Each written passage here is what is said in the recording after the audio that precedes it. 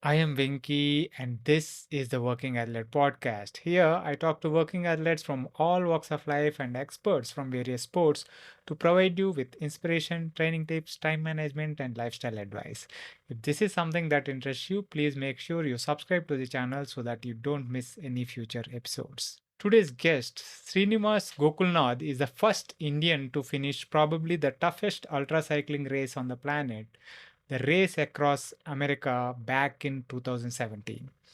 He shared that experience here on the podcast on episode number 12. If you have not listened to that episode, I urge you to budget time for the 3.5 hour episode that we have recorded remotely when he was posted in South Sudan back in 2020.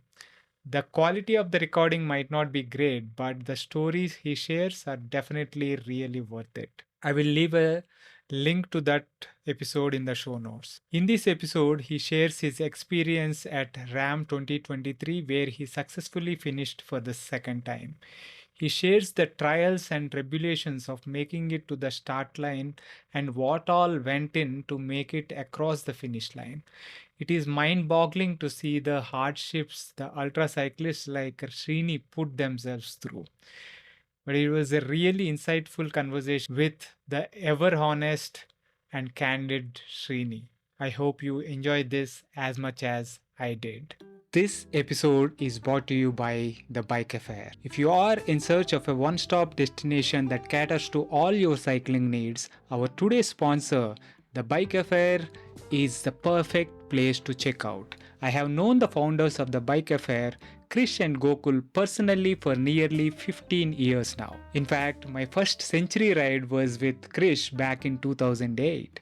They are both exceptional human beings and entrepreneurs that believe in providing exceptional service to their customers, and it shows.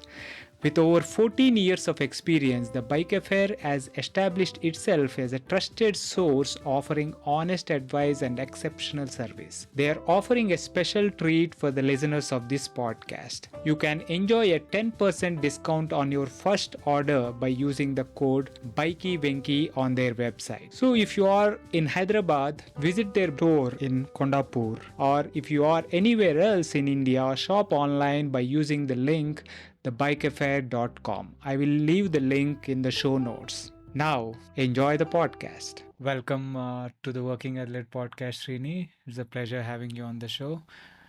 I think we did one episode back in the days when you were in Nigeria? No, South Sudan. South Sudan, right? Yeah. That was when we did it. Um, I mean, I enjoyed that conversation so much that we went on for 3.5 hours, and it was uh, it was really very enjoyable conversation. Although I am not really happy with the quality of the sound because we were doing it remote.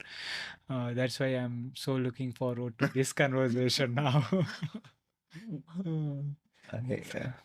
I, I'm also afraid that it should not stretch beyond the 3 hours, and so let me be conscious that I don't, No, I no, keep it to a let it decent be. time.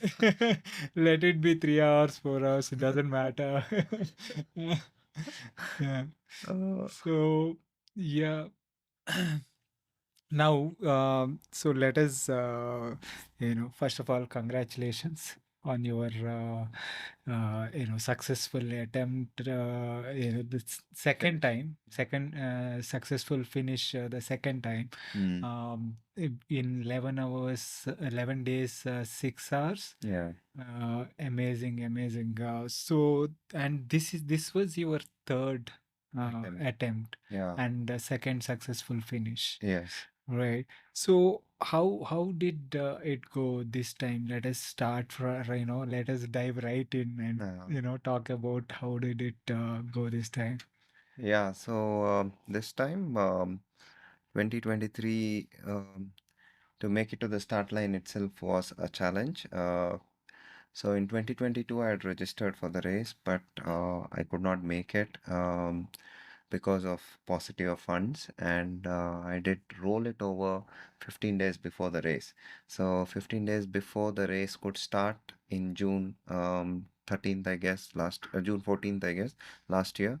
So 15 days before, I decided that I will roll it over to the next year. So that was not very nice moment. But yes, I had to be realistic also with the kind of resources that I had. So yes, I rolled it over to the next year, that is 2023, and even to make it to the start line of 2023, it was a big challenge. Uh, because the race involves so many facets. When it comes to crew from India, when it comes to getting them to the start line, arranging the rental vans, arranging the accommodation, and so what I mean is making it to the start line of the race itself was a challenge.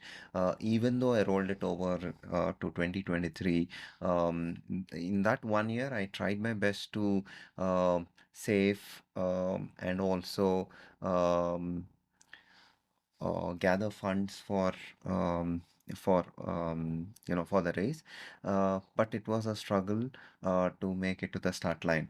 So I feel the struggles in this race are very real. It can be very different for racer to racer, but anyone who comes to race across America, I would say that struggles are real.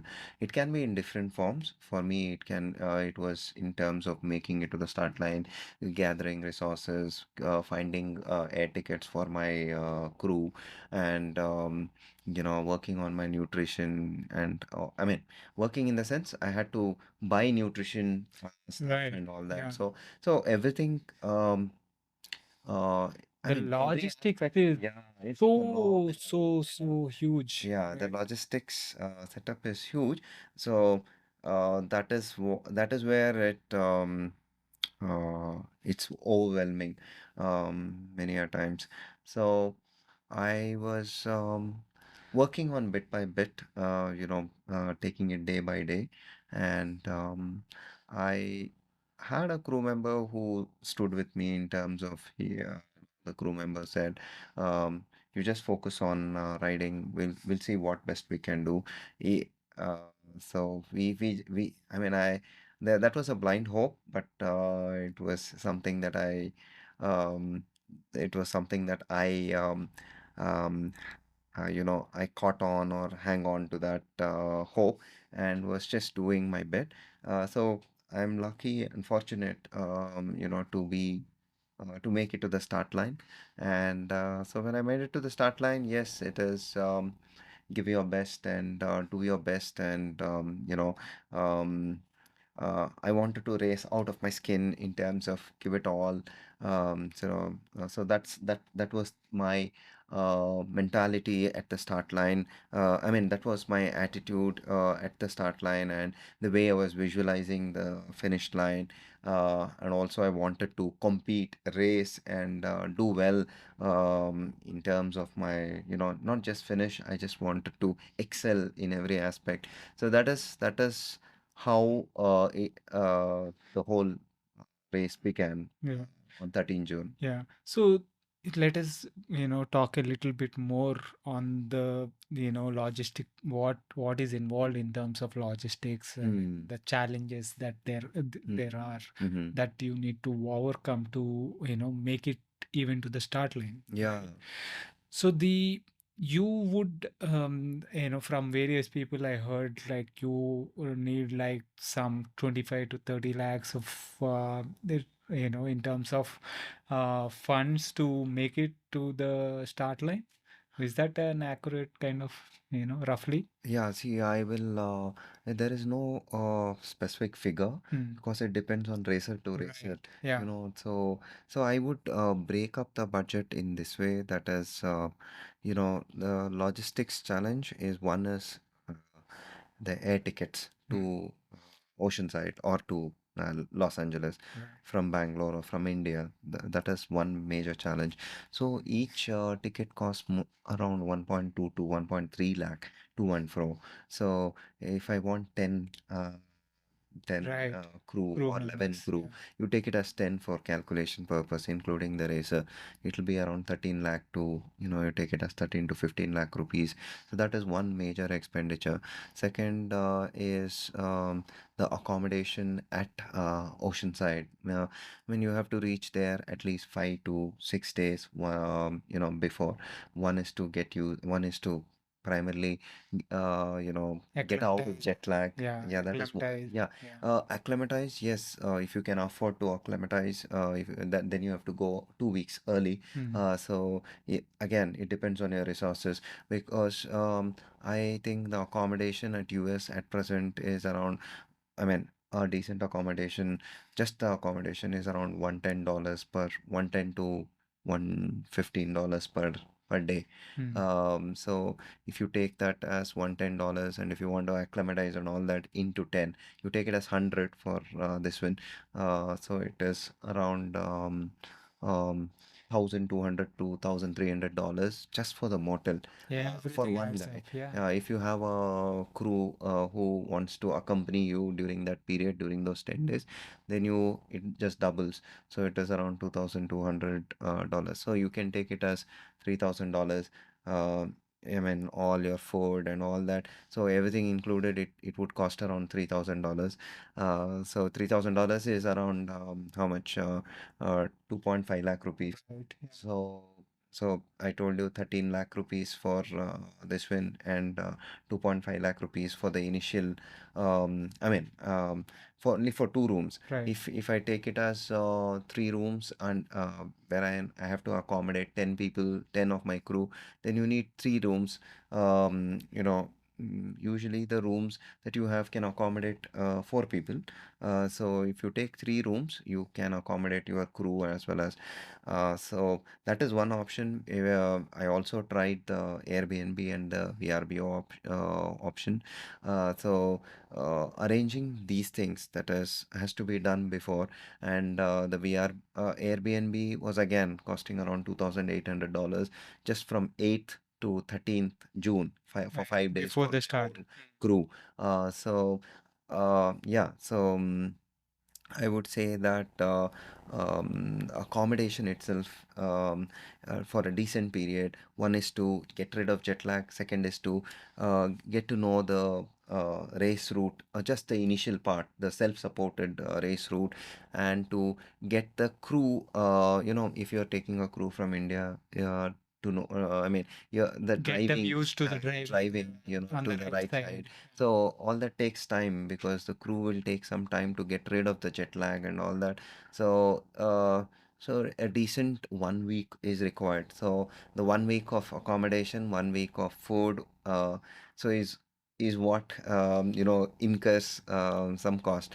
Yeah. So I would say that it costs around, just those 1 week would cost around $5,000. So Hmm. $5,000 would be, I mean, a very bare minimum Yeah. At shoestring least like budget. 4 lakhs, say. Yeah, yeah, 4 lakhs. So this one, the next important thing is renting the rental vans. So Right. so you For the support one. for the yeah, you at least need 2 vans for the race. And each van, if you book it now, at least a year before, if you book it, it would cost around 3,500 to $4,000. So if you book it now, yes, for 2 vehicles, it will be $7,000. So $7,000 is about Yeah. It 5.6 lakh. correct. Yeah, Yeah. It 5.6. into 80, some 80 Yeah, 84. rupees. Yeah. Yeah, so 5.5 lakhs there. Yeah, or you take it as 6 lakhs, because Hmm. you have, when you keep adding drivers to the rental agreement, you have to pay around $20 per day. So these are the things that incur cost. And yeah, next major thing is um, The you fuel have to, yeah, for you. the fuel, okay, that you will manage when Mm. the race starts, but fuel is okay. Fuel Mm. is, it's around 500 to 700. You can manage in um $1,500 for both the vehicles. For Right. both the vehicles, you can manage with $1,500. Um, and apart from that, your bike logistics, you have to have at least two bikes, because Right. one spare bike and one primary bike, and you need one uh, spare wheel set if there is any Right. you Puncture and yeah, stuff so like you that. can You uh, don't want to sit on the yes. roadside fixing So punctures so to yeah, save time. so if you can afford a tubeless tire, then it is good.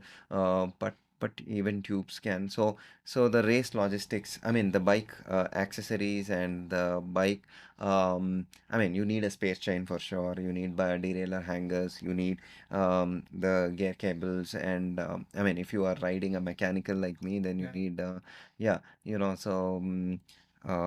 these things, and yeah, spare pedals, and yeah. So the bike accessories will will go up to around, I won't say, if you keep the bikes apart, in the sense, if you don't budget the bikes, just the accessories alone, you can with Space. yeah, with Mm. $1,000 you can make good of Mm. a lot of spares. Mm. I mean, $1,000 to $1,500, you can make good of spares. That's what I did. Um, and Yeah, And then your the nutrition. nutrition, yeah. So how you have trained, and so for me it was scratch nutrition. So I had to order before at US address. So um, that was also costing, around, for the whole race it costed me around $2,000. Right. Like Yeah. SIS gels and scratch, super fuel. Mm. Then uh, yeah, I use scratch super fuel, scratch recovery, then SIS gels, and another beta fuel, Mm. another candy kind of stuff. Mm. So I use these things, which did cost me around 1,500 to $2,000. So then a few things like, you need, uh, yeah, I mean, you need like shelves and all that to set up your follow van. You need Right. certain items Yeah. to set up Yeah. your To follow van also. organize and set. Yeah, so you need organizers, you need racks to be placed in the car. You need, I mean, I did use extra LED lights on the front of the car, so that it can I mean, it can lit up my Path. path Mm. well. And I also had a small speaker on top of the, I mean, roof speaker. So these are few things which costed, which also which costed me around thousand, 2,000, $1,500. So yeah, so I would say that just to make it to the start line, it was around, I would say, $30,000. 25 to $30,000 was what I Right. would. I mean, it did take me so much. Yeah. Um, Yeah, that is, yeah. 20, nearly 25 lakhs and stuff, right? That, Yeah, yeah, yeah, yeah. yeah. So, yeah, so that is the bare minimum to Mm. start the race. For me, the Mm. people can be very efficient in Mm. cutting down the budget. People can be very, um, um, people can feel that this 25 lakhs is very less, and I mean, Right. for You can for it, you can go either ways. yeah, it is You can it's very you individualistic. correct, Yeah, correct. You so what can you want, and do lot more research, lot more yeah, jugards and yeah, make yeah. it maybe slightly less, or you can go a bit extravagant and Yeah. luxurious and go a little Yeah, higher so as well. so that is why I feel fixing a figure Mm. is very. But roughly you can say, that is, you I would can say put for a it. salaried Yeah. person, for a self-funded guy, I think 25, 25 to 30 lakh rupees, and you can Yeah. make it to the start line. Hmm. Um, I mean, we are not accounting the race registration. Race registration itself Right. Yeah. will cost around $3,700. So that's huge. So uh, that'll that'll be around 3 lakh rupees. So that is another major thing. So if you include all that, yeah, you can round it up to 30 lakh rupees. Uh, so it is tough for This is definitely tough. Not, I think it lives up to the tag of the toughest race. Not even, no, I even before, understand. Even making to yeah, the start line. yeah, and also, so even after doing this, even after you putting so much effort to the start line, there are so many unknowns, so many unknowns. You don't know how you're, because human interactions and human dependency is so much in this race. I'm not alone. I have a crew which has, which has varied opinions, which has varying, d- there is, when you have 10 to 11 people under one roof working for one common objective, there's so many different views, opinions. Although you have worked as a team before, you on a Google Meet and all that, you worked, you chatted, you had regular team You had meetings and all that. interactions to plan Yeah, yeah, meetings and yeah. stuff. But when you come, uh, when you're physically there, the human interactions is very, very complex. Is very complex and very unpredictable.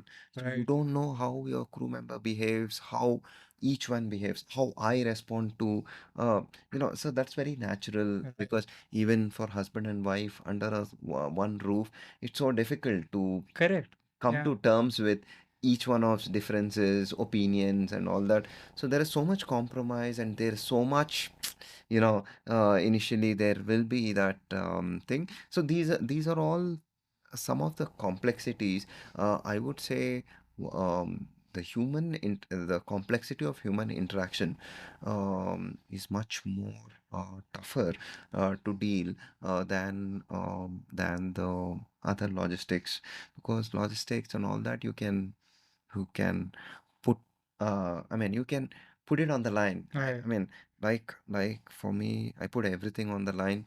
Whatever I have, my savings, I put it on the line. But when it comes to human interactions and the crew handling, the crew dynamics, it's how much ever you plan and this one do, when you're physically present there, the interactions, the complexity is It huge. is really, really Mm. challenging Mm. because, essentially you are kind of putting together a crew just for the race based on a lot of other factors like, is there a valid visa and all these kind of, come Yeah. into the picture, right? Yeah. And then there is not a lot of opportunity to for the crew itself to Mm. work together beforehand Mm. on the ground Mm. in similar situations, so that to kind of iron out any interaction Mm. differences and Yeah, stuff, that right? is one thing, and the kind of dependency. See, like I had requested some of my crew, or majority of my crew, to fund their own air tickets, which Hmm. is which, if you see, is not justified. Right.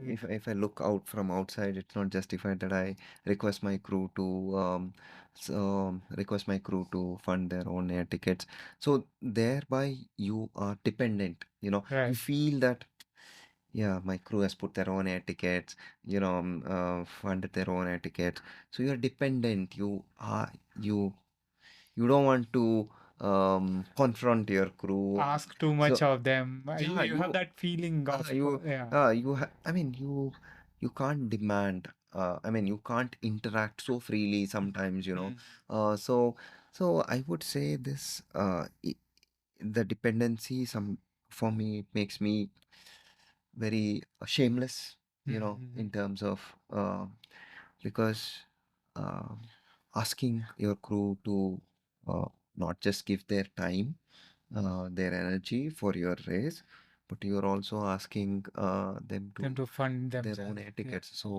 So the kind of thing that I go through as a Mm. racer, is very um, is too much. Right. Uh, because what you're doing is, in principle, it is not right, but you snub that. You are You focused don't on, yeah, have a choice yeah, in the yeah. sense that you are Hmm. you are in want of funds there, that Yeah. So you sometimes I are feel, forced to kind of yeah, yeah. So make when I that when I look, choice. I mean, when I stand now and look back, I feel very, um, I don't feel nice about it that I Right. requested my crew, and Mm. so that dependency is not that great. Yeah. But it is what it is. So I just can't, um, um, be so harsh on myself also. Right. So Right. it is, it's just that, so these are few complexities of the race, and which you go through even before the start line. So at the start line, although you don't want all such things to affect you, you try to ignore all this and focus on the goal, but somewhere in your subconscious mind everything would have, you know Right. impacted, Yeah. and it plays on the race Mm, track. mm, mm. So when you want an awesome result, when you want to stand out in the international competition, so these undercurrents, I would Mm. say undercurrents, Right. will make a difference.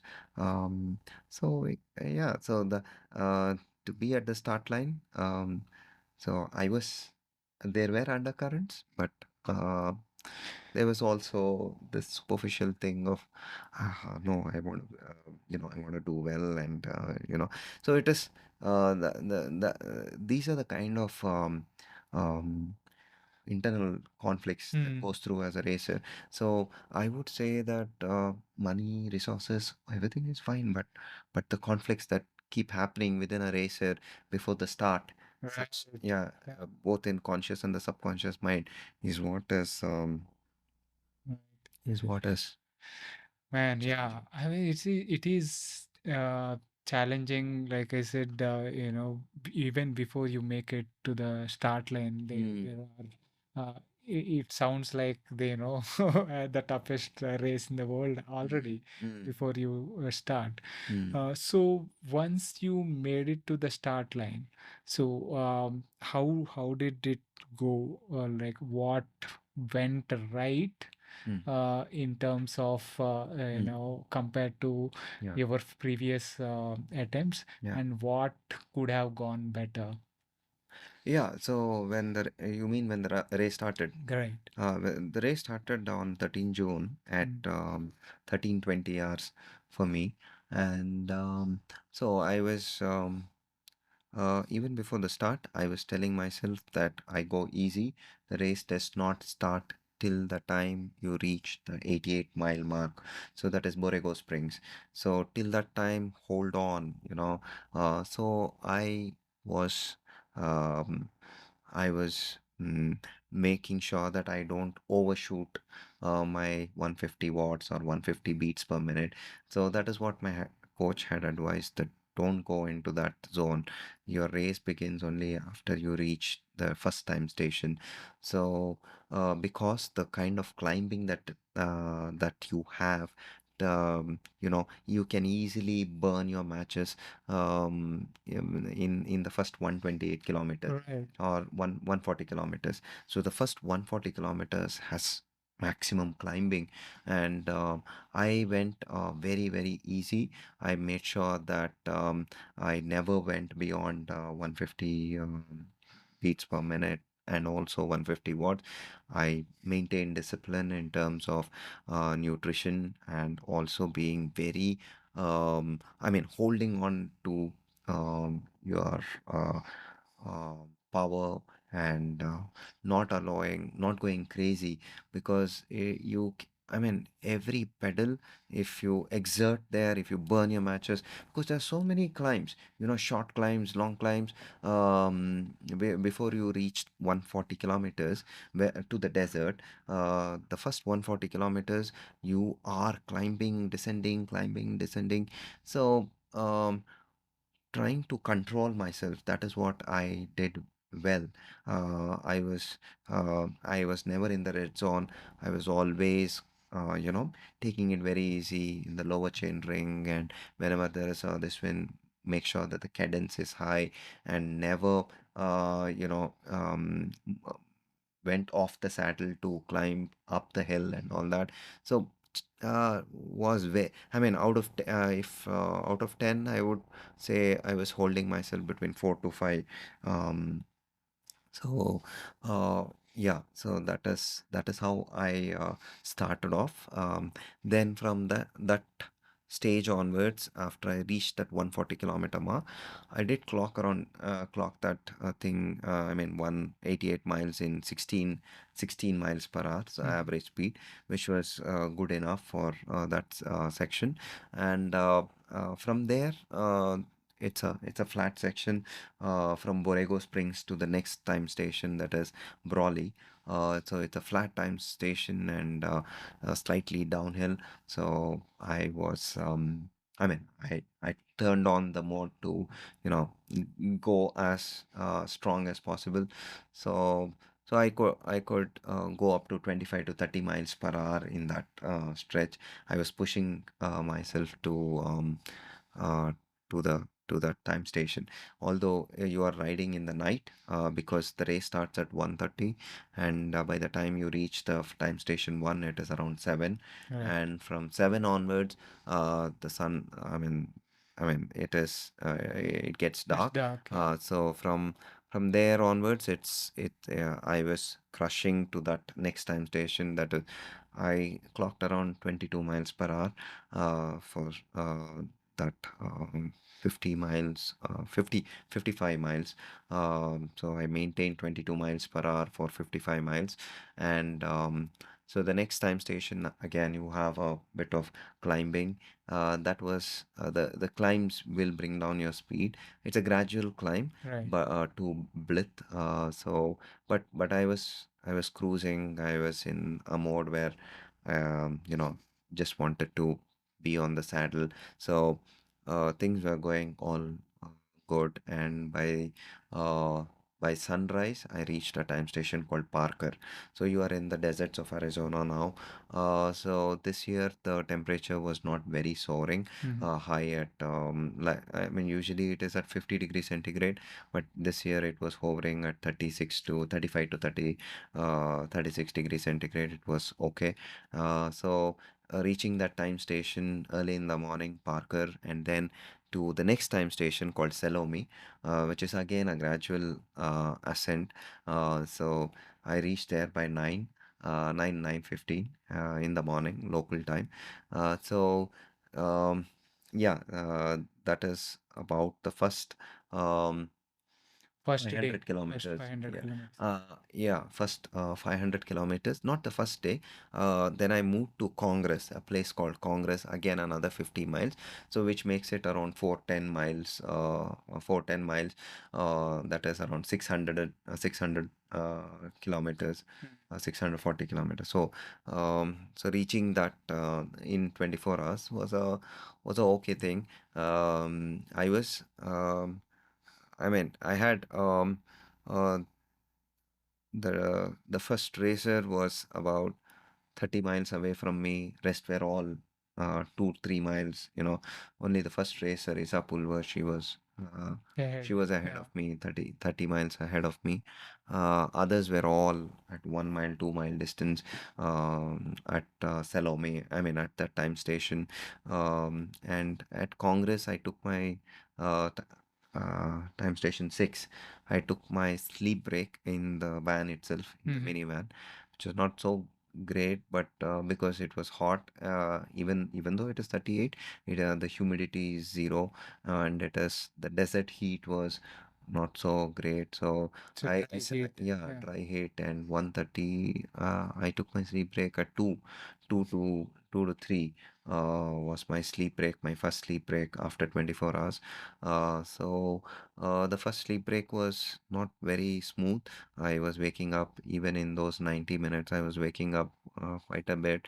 But yes, from Congress, it's a major climb called as there's a hill called as Yarnell Grade. So Mm. you climb that section. But because of the sleep break, I was doing well. My cadence was good. I was finding. I mean, I was very strong on the bike, and I made it to the summit. And you come down again. You climb another hill. So there are two sections of the Yarnell Grade. So you climb, descend, again you climb, and then you make it to a place called time station called Prescott. So this was in the night. So I reached Prescott by around 8 or 9, and Right. then from Prescott there is another time station, Camp Verde, wherein again you climb. So basically the race is all about climbing. Right. Yeah, So especially the first part of the race, I the think, first right? part of the race, and just that you get a breather in the next two time stations, but you just keep climbing, climbing, and climbing. So again, from Prescott, you climb a mountain called Mingus Mountain. So you climb and you come down to a place called Campo Day. So when we came to Campo Day, we were told that to the next time station there was a forest fire going on to Flagstaff. So they said you can, you know, you can bypass this route. You can put your, um, I mean, you can take, um, I mean, you can put your You car. can basically take a float from, No, you can use your follow vans. Mm. You can sit in a follow van and go to that time station. Okay. So because that forest fire was so intense that uh, they advised us not to cycle through that, Uh, and so um, we were told by the race officials to take a take a ride. Take a put your bikes in the mm. car, and bikes in the Bypass follow that van. section. And yeah, so no need to bike that section. Cycle that, pedal that section. So that was a section of 100 miles. So around 100 miles. Mm-hmm. So it was I wouldn't say, because that disrupted the whole strategy that we had one in one way. Mm. But superficially, I was like, oh, good man, 100 miles is kind of. And I could take a sleep break in the follow van, another sleep break in the follow van. So we reached Flagstaff. It's basically the same thing for every racer in For for everyone. that section. For Yeah. that section, every racer Mm. gets that, you know, uh, they need not pedal that section Yeah. because of the forest fire. Mm. And so I didn't know about this till the time I reached Campo Day. It is when I reached Campo Day, that is when my crew told me that you don't have to pedal now.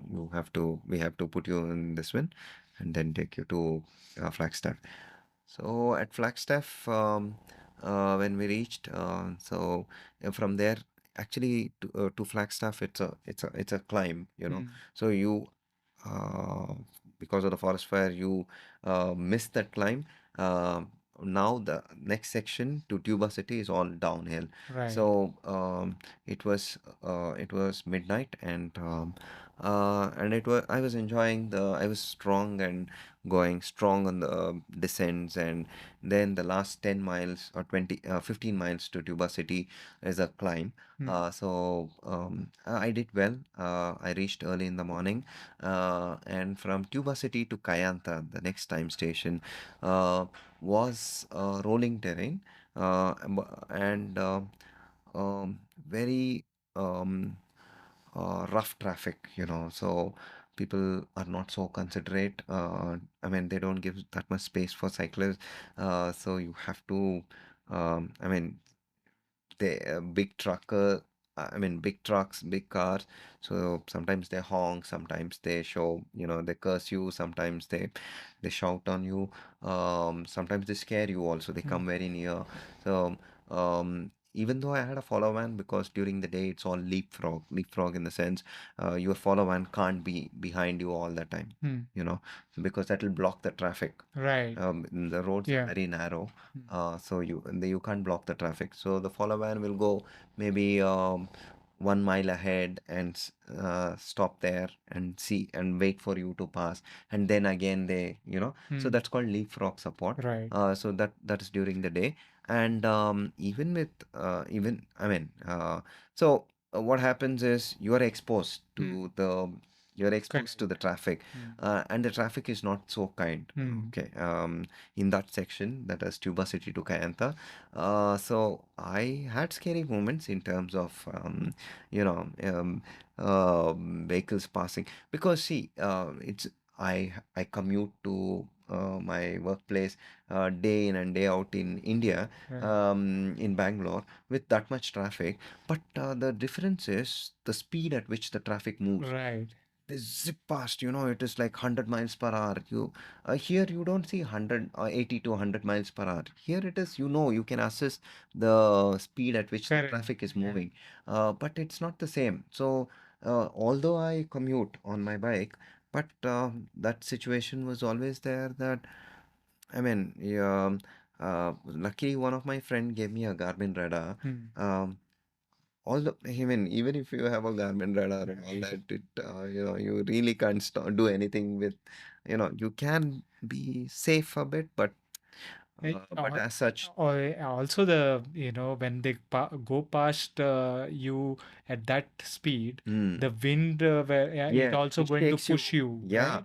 yeah, it shakes you off. That is more scary than. Yeah, and also sometimes the vehicle that passes from the front, that also can shake you off. Right. Because big trucks, when they move even in front of you, you can see that. See, when you're on a Yeah. aerobars, right? So Especially, yeah. you're on your aerobars, and you feel that you miss your balance, and Mm. so you feel that you are off balance somewhere, and so these things happen. So that is what happened in till the time I reached Kayantha. So, and also I had a eye issue wherein everything was blurry. What happened with the? Huh. Yeah.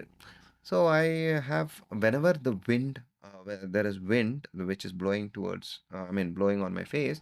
So when I am on an aerobar, the wind does peep in. Mm. So whenever there was wind hitting I mean, as such you are moving against the wind. So I could feel when there is a gust of air, it becomes more blurry, and the blurred vision was so much that I could only ride even during the day. That is during Mm. the day I'm talking. Mm. I could ride with the white line on the shoulder Mm. as my guide. Mm. When I see the road signs on in the yellow color, what is written, it looks very hazy. Mm. I told my crew that this is what is happening. I'm not able to see. I'm just riding um, with that white line as my guide.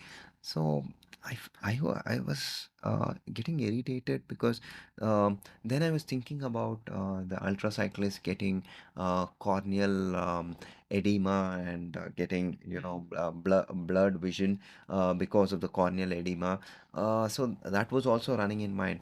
Is it because once my crew chief, I mean 2017 crew chief Chris O'Keefe, he mentioned that, see, there is such a condition Right. wherein it is commonly seen in ultra cyclists, that you become blind because of the wind hitting you, Wow. hitting your eyeballs, and it causes edema of your cornea, and that's how you. So that was running in my mind. Even with the glasses. Even with glasses, because see, that is what, even with glasses, when you are in this position, Mm. air enters. Right. We do. It's. I tried to use the other goggles, the big one, but it was not very comfortable. It Mm. would press on your all the cheekbones, and it would be very painful. So riding with the big glasses, I mean, like while you, I mean, working glasses, Right. the big one which closes everywhere. Even that didn't work.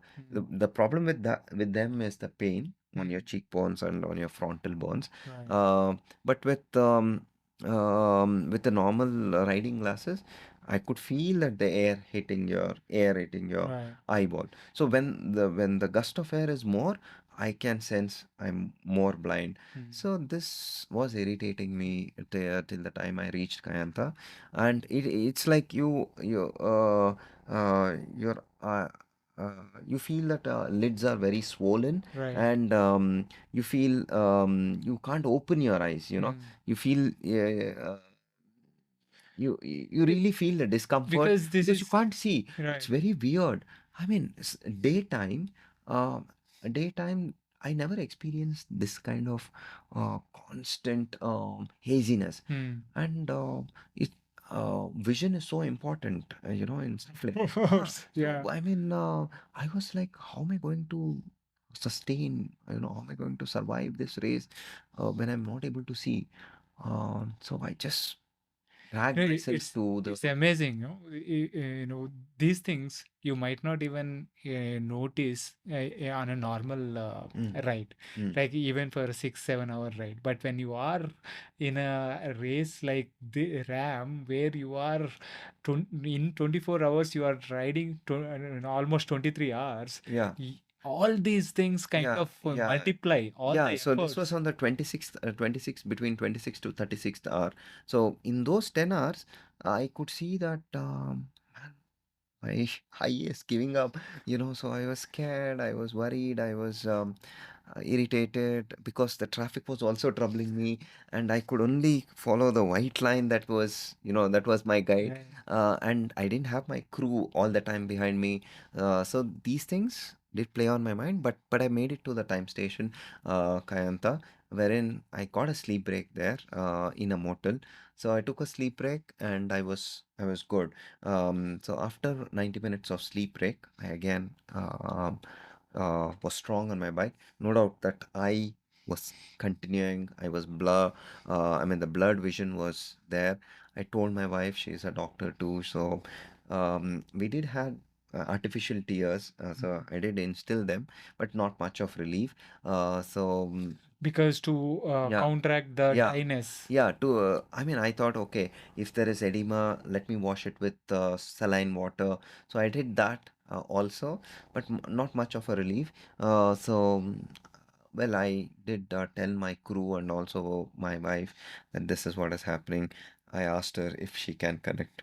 I mean, she did talk to consult eye specialists, and she was working on that. But yes, I continued to a place called Mexican Hat, wherein you see that Forrest Gump thing, right? The Right.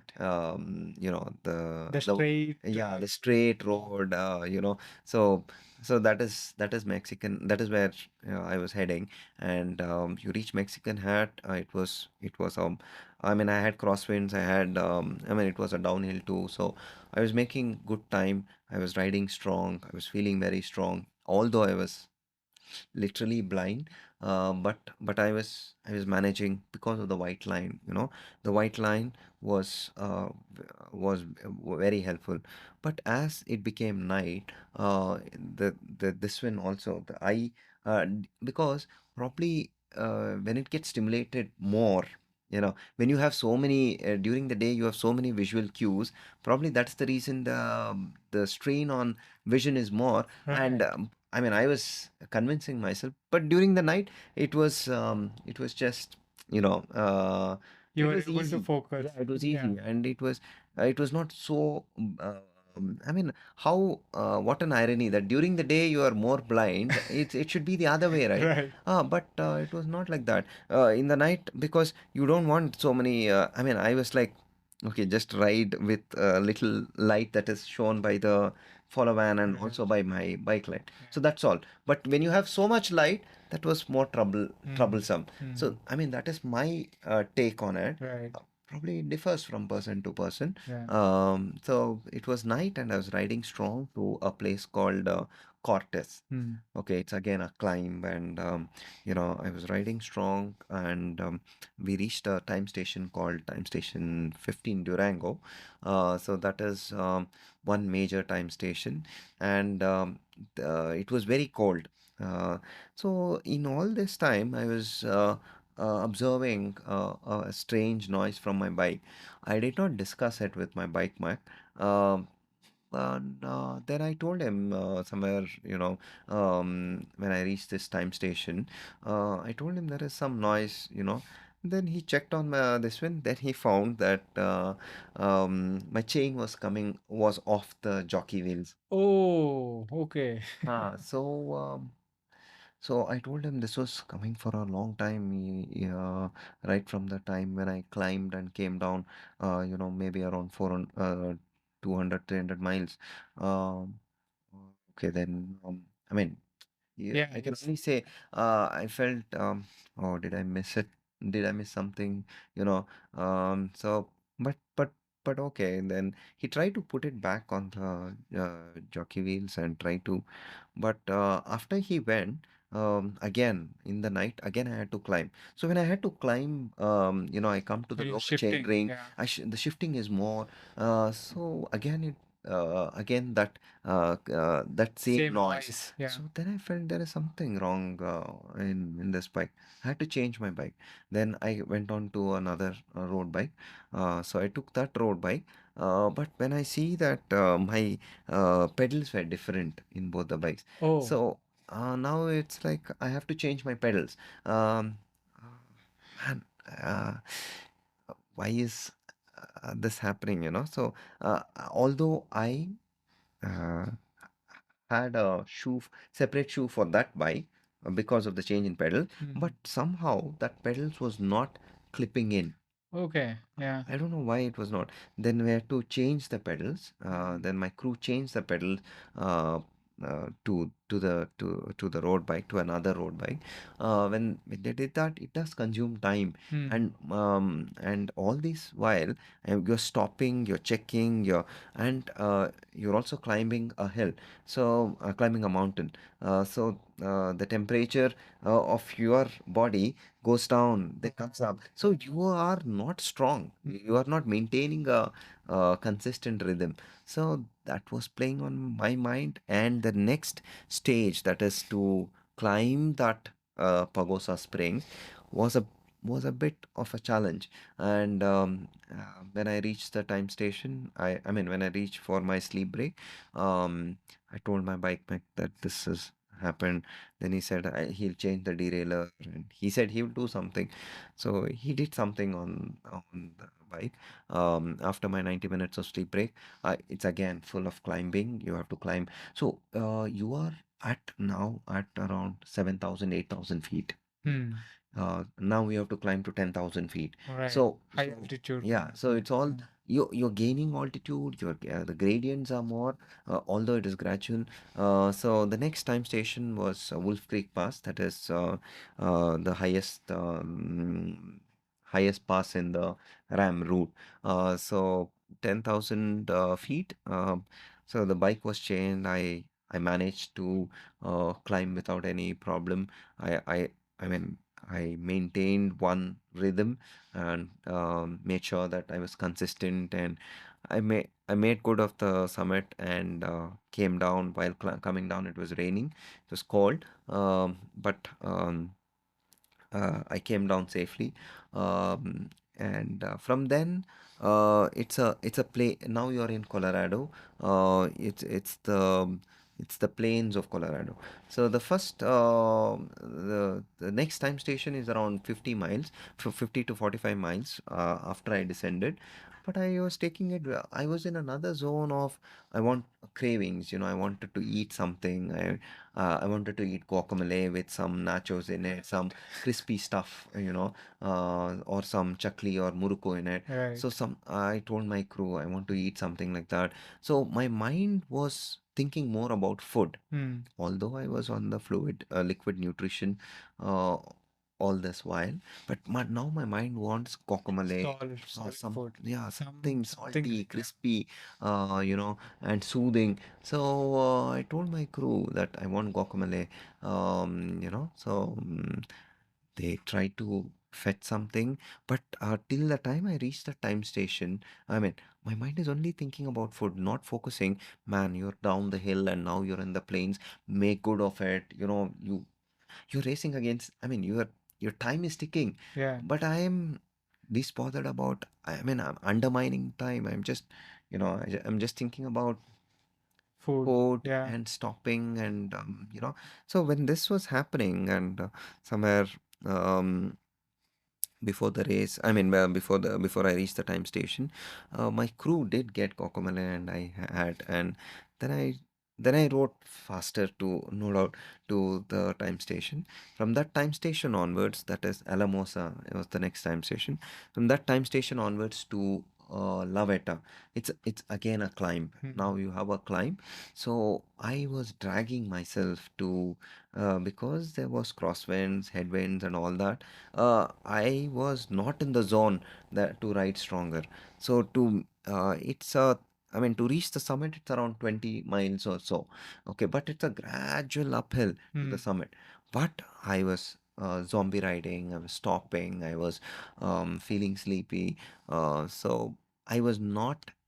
mm riding strong. Hmm. So somehow my crew pushed me to, make good the summit. And they told me that if you reach the summit from there onwards, it's, descent Right. of 20 Yeah. miles. And so I dragged myself in the sense I was stopping unnecessarily and uh, not ready to get back on the bike. But I managed to go to the summit and come down fast to that time station.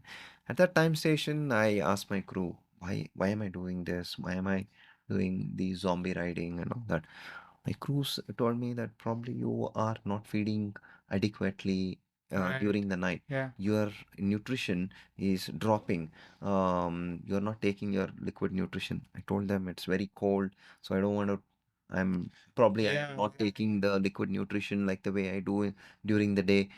So um, so they said it's because of that. Maybe you don't have sufficient sugars in your body, and that's why you're not feeling The like, energy is yeah, dipping, and then you are into yeah. that. You don't So have that energy to yeah, kind of so focus and push, right? yes. So that it made sense for me. I did gulp the liquid nutrition that is there. We did warm it up.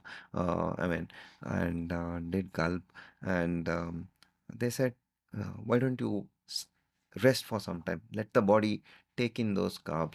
So again, an unplanned sleep break, some 90 minutes. Um, and then I moved on to the next pass, Chuchara Pass, which is again at 10,000 feet. So you are coming down from 10,000 feet, you come down to 7,000 feet, then again you go up to 10,000 feet, then again you come down to 7,000, then you're climbing Chuchara, which is again at 10,000 feet. So this time it was early in the morning after that unplanned sleep break. I rode strong to Chuchara Pass. I came down to a place called Trinidad. I took a sleep break again. It was a planned sleep break, and from there onwards, it's you are in the plains of Colorado from Trinidad. So from Trinidad to Kim and Walsh, these are two time stations in that Is state. it day three by now, or is it? I don't know Yeah, which. it is difficult to, No, remember I also. I mean I remember Mm. every what time of the day I rode. Yeah. Yeah, I mean if I go back I can. I mean Yeah. I can. Uh, so the first sleep break was in Congress. The second sleep break was in Kayanta Mm. during the day from 2 to 4, and the third sleep break was in Pagosa. Yeah, so it is the fourth day. All Yeah. this is happening on the fourth day. Mm. Um, so the fourth sleep break was in Trinidad, and from then onwards, I wrote stronger with a purpose. I wanted to, I wanted to. I mean, I was very powerful on the bike. I clocked 23 miles per hour for a distance of, you know, 50 miles. So holding on to that 23 miles was fun for me, and I was feeling very strong. So I entered the next state called Kansas. Luckily, Kansas also was very helpful in terms of I was a monster on the bike because I could easily clock 30 miles per hour. If I want 30 miles per hour, I could clock 30 miles per hour for 10 minutes, 15 minutes. I can go on. So I was feeling very, very strong. I don't know where I found that kind of power. Maybe the winds and winds were also favorable, and the wide roads, and I was riding in the night, so I was riding very strong. Then there was a crew change. The last state, I mean, I took a sleep break somewhere in Kansas. That was the fifth day in Montezuma. And from after that sleep break, again, riding strong was there. But now you have a different terrain now. You have a rolling terrain now. So there again, my crew had some issues in term. I mean, they had to follow me, but they they somewhere they faltered. Okay, they faltered, and they told the other van. I had another van, errand van.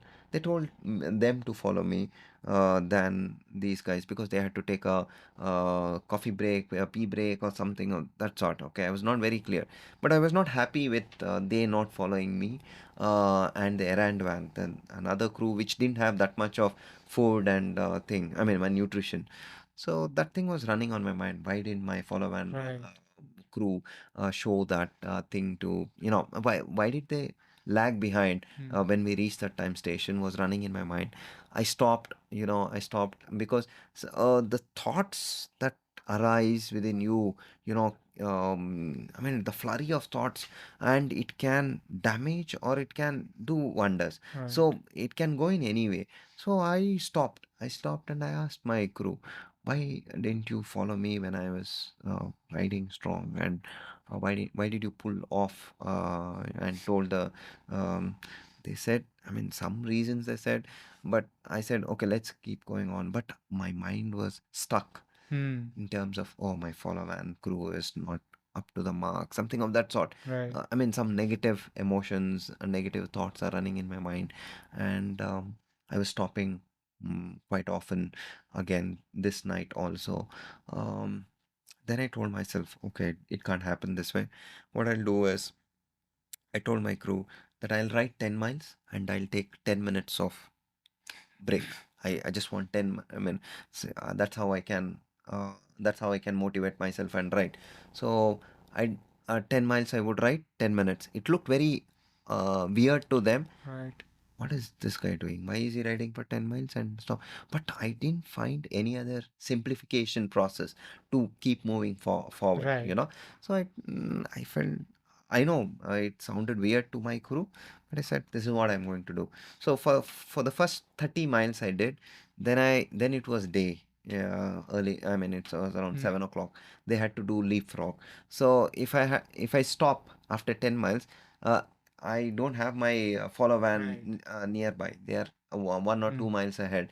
So it looked very weird that I'm alone stopping in the middle of the road. At least when I have my follow van, I can eat, I can sit in the car, right? But stopping on a highway, I mean, stopping on the road just like that didn't make sense. You are exposed. Instead, you keep riding.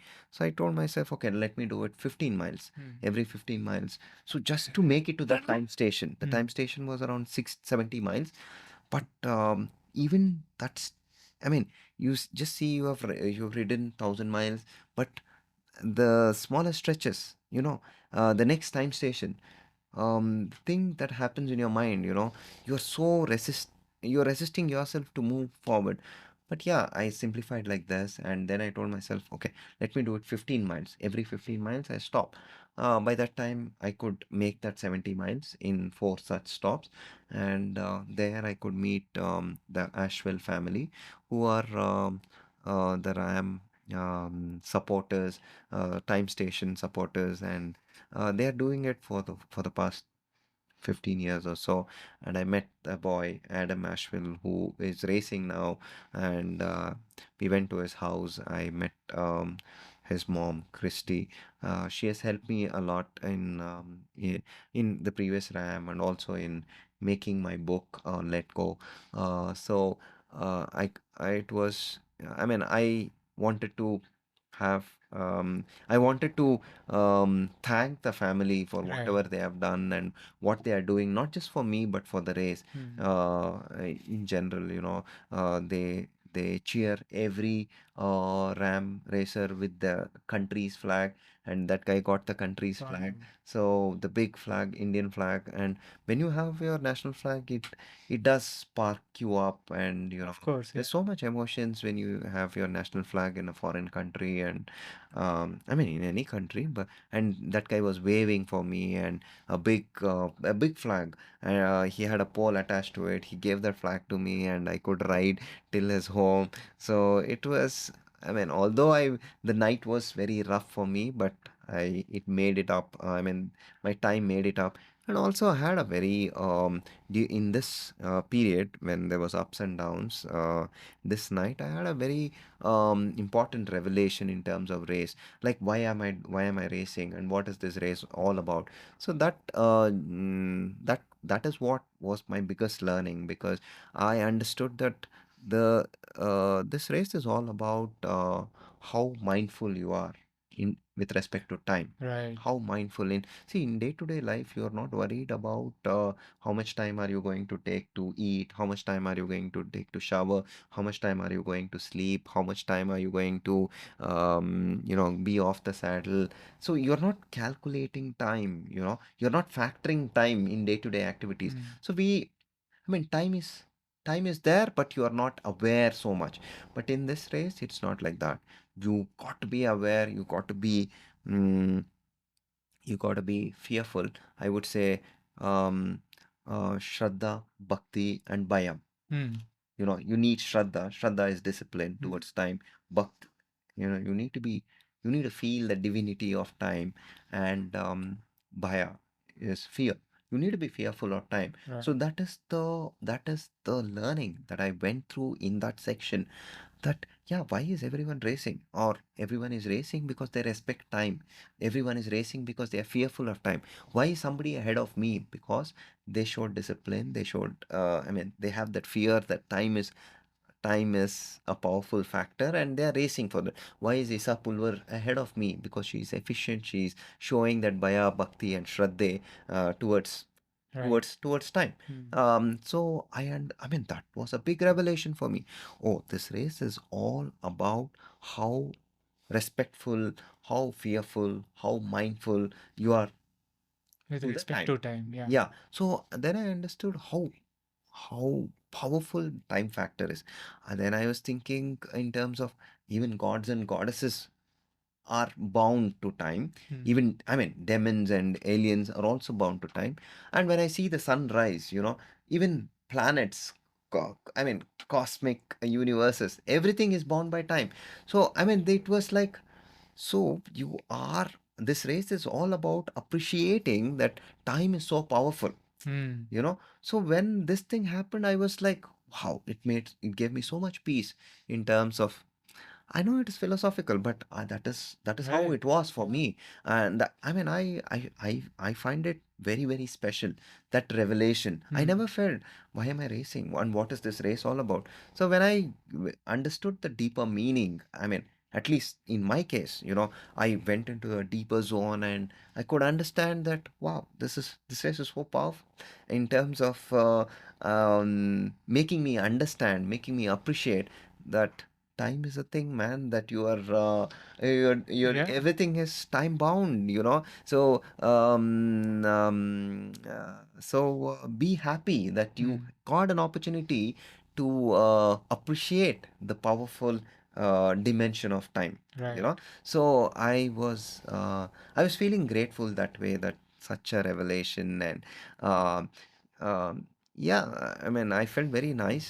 So that is probably that is where this ultra cycling, gives that power to dig deeper into your True. subconscious mind and tap into, it's like infinity, so I could, when I understood this thing, I mean, when I realized, or when I, probably it might not make sense to others Hmm. uh, who are listening to this concept, but for me it makes so much sense, and I was very happy with it, that such a revelation happened. So with the same joy, when I made it to that Fort Scott thing, um, I shared the same joy with them, because I did not tell them that this is what was happening, but I just felt happy for what they are doing. I felt happy for the time that I have to greet them, to share my gratitude towards them.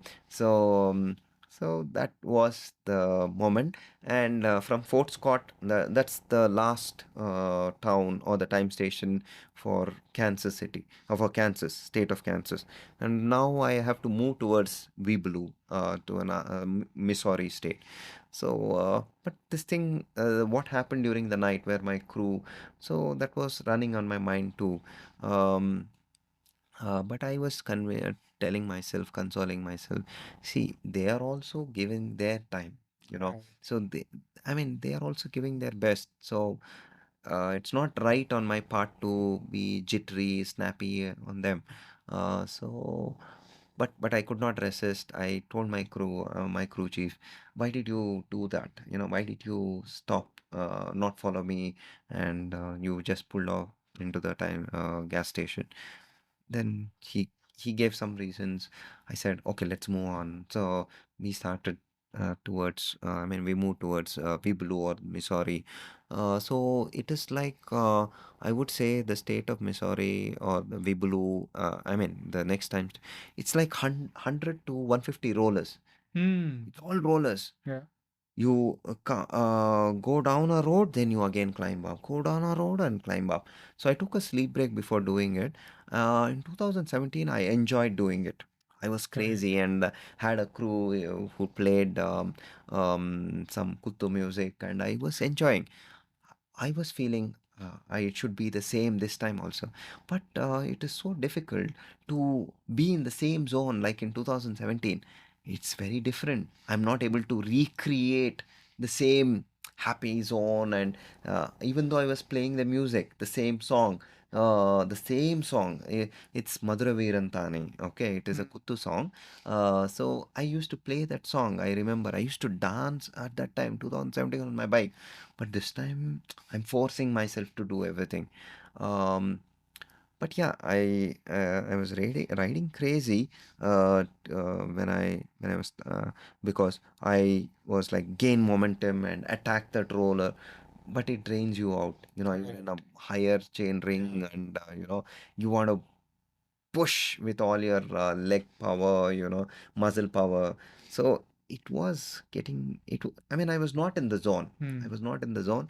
I was expecting I would be in the zone like the way I was in 2017, but it didn't happen. Hmm. Okay, I just moved on to the next time station, Camden. There was a crew change, and then my when there was a crew change, my bike mech who was there, he said, don't grind, just try to Spin more. spin more with the Hmm. cadence. I listened to him. I said, okay, let me do it, because I was not in the zone in all this while. So I don't think. So I just spinned, and like the way I was doing the hills. I mean the. So I said, okay, let me, because I like that too. So I just kept on spinning, and took it easy, and made to Camdenton, the next time station.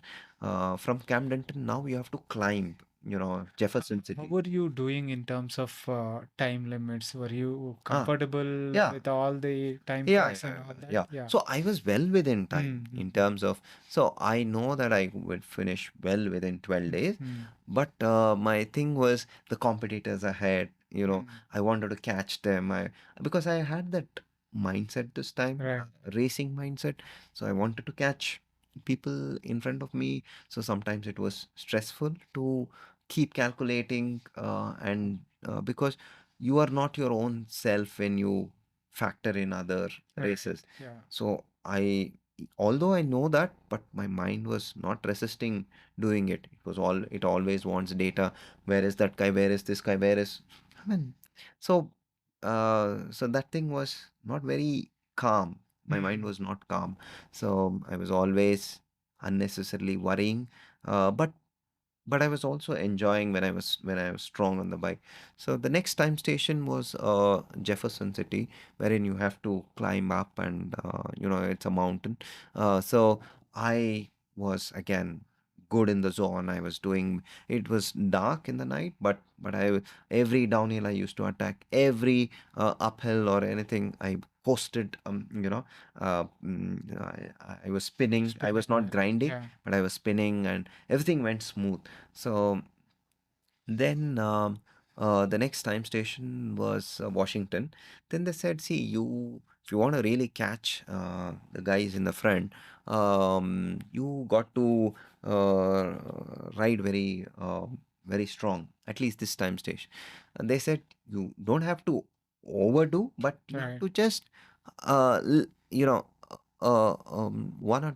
5% more than what you're doing, not more. That's what they said. But I was like, I want to catch everyone in the next time station itself. So my mind was, I'm only watching at the Garmin. I'm not looking. It's dark. I'm only watching at the Garmin. I want 18 miles per hour, 19 miles per hour. I want maximum 20 miles per hour. So I'm riding without looking at the road.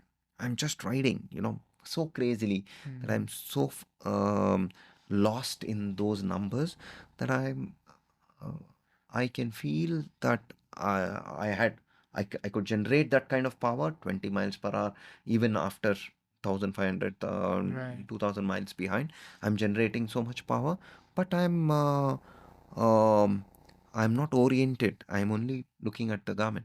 Then I felt, okay, let me spike myself with more caffeine. I took caffeine, one caffeine gel, SIS caffeine gel.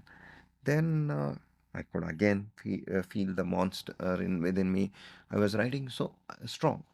The first 20 miles went like, in less than an hour. The first 20 miles was like, then I thought, okay, the time station was 70 miles. The first 20 miles went like anything in a flash.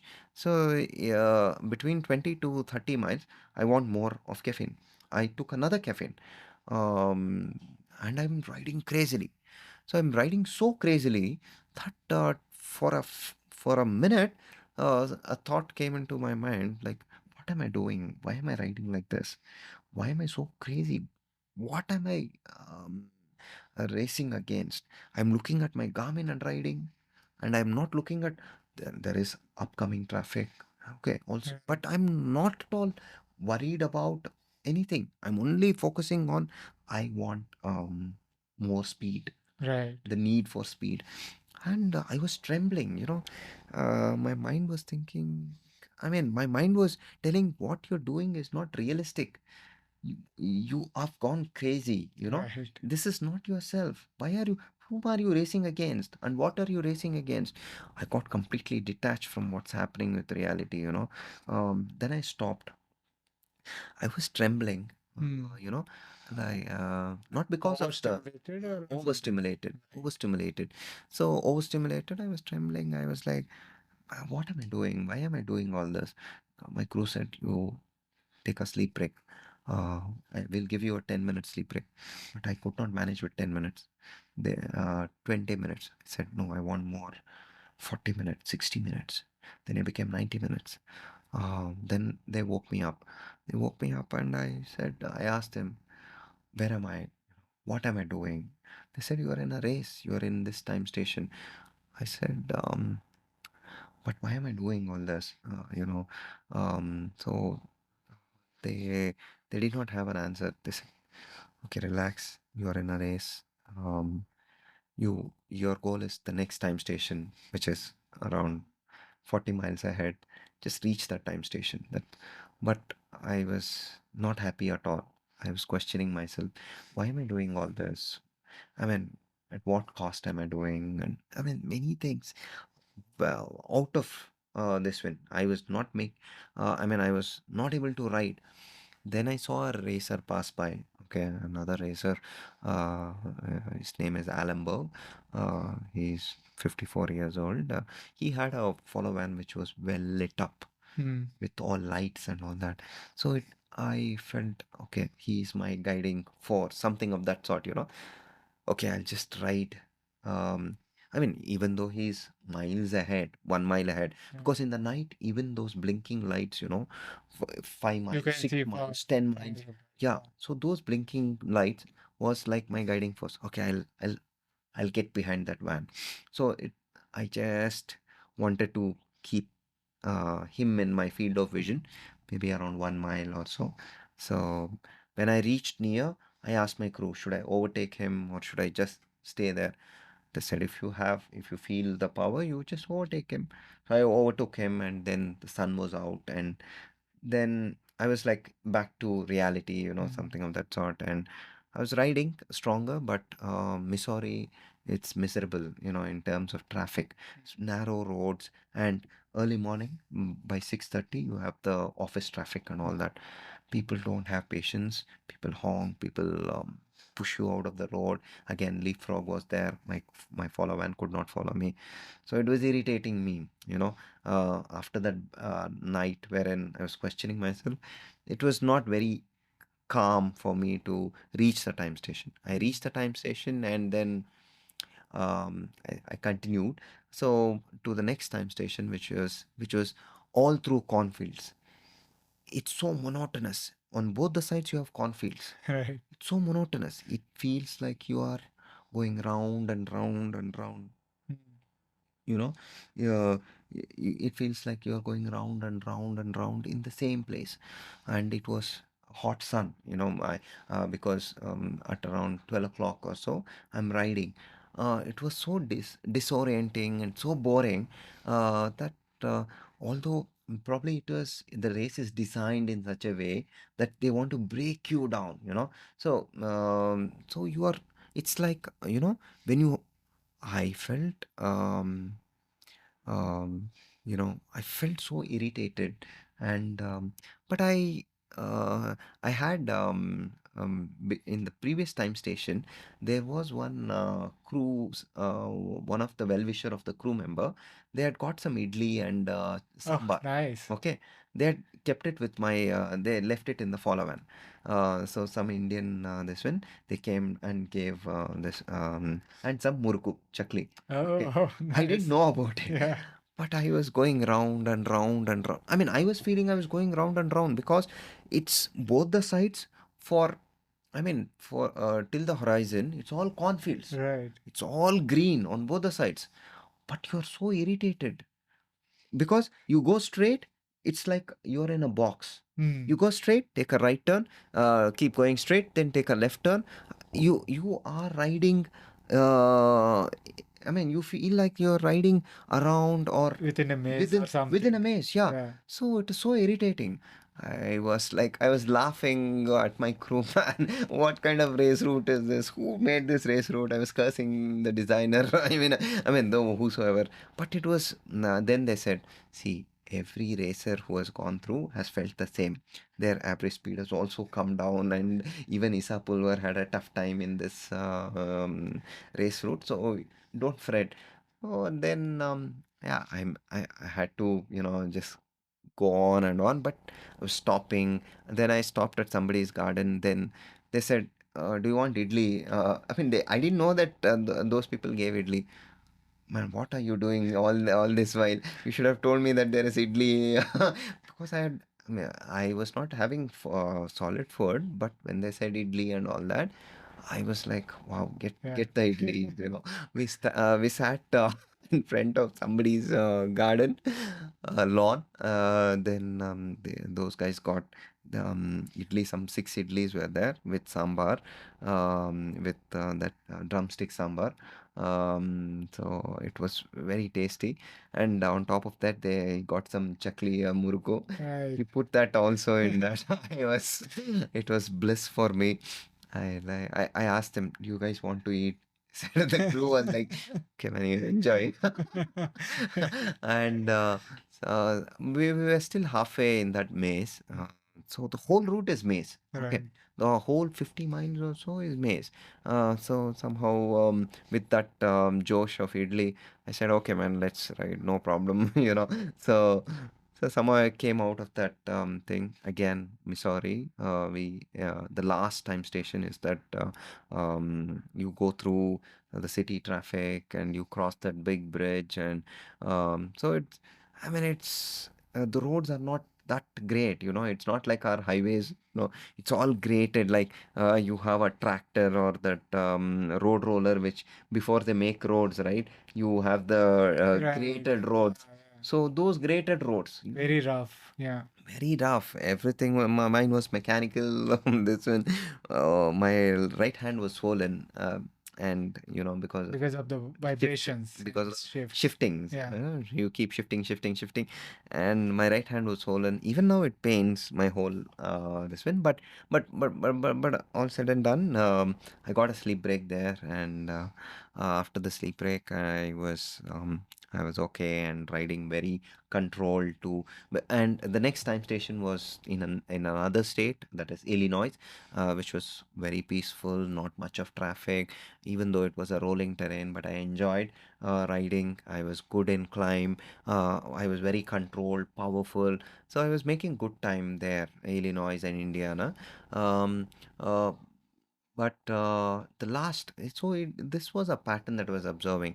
That night I ride okay.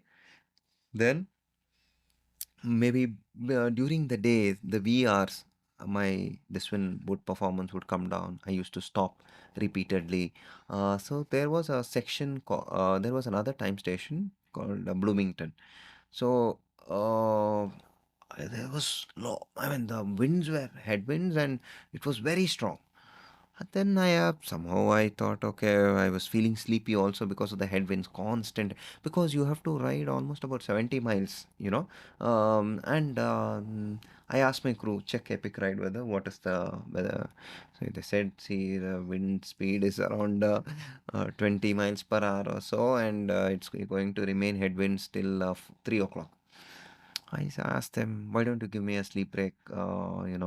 Because by the time I reach the time station, it'll be 3. I'm riding so slow. They said, okay, we'll look for a hotel. They looked for a hotel or a motel, but they did not find on the route itself. Then they said we did not find. It was a leapfrog, so they would go 1 mile ahead, and so when I was riding, I could see a blue barn farm. Okay, they are Ram supporters again, Right. and I know her. She's my Facebook friend, Heather. Okay, I saw her waving. Then I'm so happy to. I mean, it's their house there. Yeah, it's a countryside, but they were so happy, and they had 10 kids. Okay, the Wow. couple had 10 kids, and Heather and Nelson was the man's name. So Heather was there, and I was very happy because I used to chat with her for 2 years, about RAM, what they are doing. I mean, the kind of support that they are rendering to RAM racers. So then I requested her, see, I am facing headwinds and I'm struggling. I want to take a sleep break. Can I sleep at your place? She said, yeah, you're welcome. So I slept at their place, and I also had my solid food for 90 minutes or so. So by that time it was 3, and the winds were also had settled down. So that was another, I mean, a very nice this wind, um, you know, feeling. Because they were doing, and they said that you are the only racer who has stopped here for a sleep break. Everybody zooms past, so nobody stopped here. I was like, oh, wow, then that's nice, So we stopped there. We did thank them for what they are doing for not just me, but for the race as So we felt very, very moved and touched I mean, by their service, or what I mean, by their enthusiasm. Right. Uh, so I felt nice, and with that, Josh, I did make it to that time station in Bloomington, and from then onwards, it was good to the, I mean, it's again climbs and all that, because you're reaching a time state of Ohio. So it's all climbs and rollers. So I made good of these this the first state, I mean the first time station in the state of Ohio called Oxford. Then I met one of the time station whom I know her since 2016. Her name is Lisa. So Lisa was there waving the Indian flag. I was so happy. 2 o'clock in the morning. So when she shouted Srini and she was waving the flag, I Nice. felt very very nice. I crossed the road. I mean she was on the other side of the road. I'm on the left side. I just moved to the right side and gave a big hug to her. I felt really nice. She said, keep going, you know. So I mean she knew, because how, what is the connection that I have with Lisa is in 2016 when I did not finish. It was at that time station that I stopped, Right. and it was there where she was there. She said, "You just keep moving, you know." So I think you should be fine, but it's your call. That's what she said, and but I did not move ahead in 2016. Right. Um, I did not finish at that time station, and when she came to know, she did offer cookies and all that to me at that time station. She went home. She had some chores to be done at home, and she came back after an hour in 2016. Then she said, "You're still here." Uh, and I told her that I'm not going to go ahead. Said, all right, better like next time and all that. So I had I had an emotional connect with her from 2016 onwards. 2017, when I moved, it was raining and I just moved ahead, you know. I Right. did not stop. But here, when she was waving at 2 a.m., she was all alone in the road and waving at the time station. I was very much touched. I Amazing. mean, I Right. went there and gave a big hug, you know. So I felt very very nice, Lisa, to see Lisa there, because you know this, you are yeah, in this race it's all about emotions. And I mean, after about 2000 miles or so, it's like, you want to give love, you want to you want to embrace love, you know, compassion, Right. so there's a lot of emotions, you know. So I felt nice, and, you know, meeting Lisa there. And then from the that was time station 41, and then we went to Blanchester, where Lee Creeder, I thought, the Lee Creeder who does the Ohio Ram show. So Hmm. you have, I thought I will meet him there, Right. but the other person who, Jim Lawyer, who does with him. So I met him at Blanchester. It was a tough route to reach Blanchester. I had a issue with my follow van, which had a puncture in one of the wheel, but my follow van could fix it, and my errand van was providing support to me. So when we made it to Blanchester, I met this guy Jim. Um, so but I stopped at the time station. So stopping at a time station is actually not advised in Ram Road, because you will miss out a lot of time. Right. So I was chatting, I was eating, and so but I thought, okay, I wrote strong to that time station. I can earn this Right. stop. So Yeah. that is the mental, that's how the Justification mind you are doing. Yeah. wants to, tell you, okay, man, you did well. You earned that 10 minutes or 15 minutes, but not knowing that 10, 15 minutes or the 20 minutes They'll all is add what, up, right? yeah, is compounding, Hmm. but probably that is where my crew should have been much more conscious. See, there's nothing wrong. I mean, it is what it is. Hmm. I won't blame my crew, but probably the time factor, Right. you got to be very respectful, Correct. fearful, and they're mindful. I told you, right? So, yeah, so that is where discipline is required. So I stopped. I had a solid meal, which was not in the this one, not in the plan, because my stop was only when I sleep, Right. only those 90 minutes or 2 hours of sleep break. But when I'm stopping like this, it is somewhere pulling you down. So but not realizing. I was like, it's okay, but I can't do that in this race. Yeah, but okay. So I continued to a place called Chilikote. Again, Chilikote is like only rollers, and this time the rollers were, I was not able to ride so strong like the way I did in Missouri.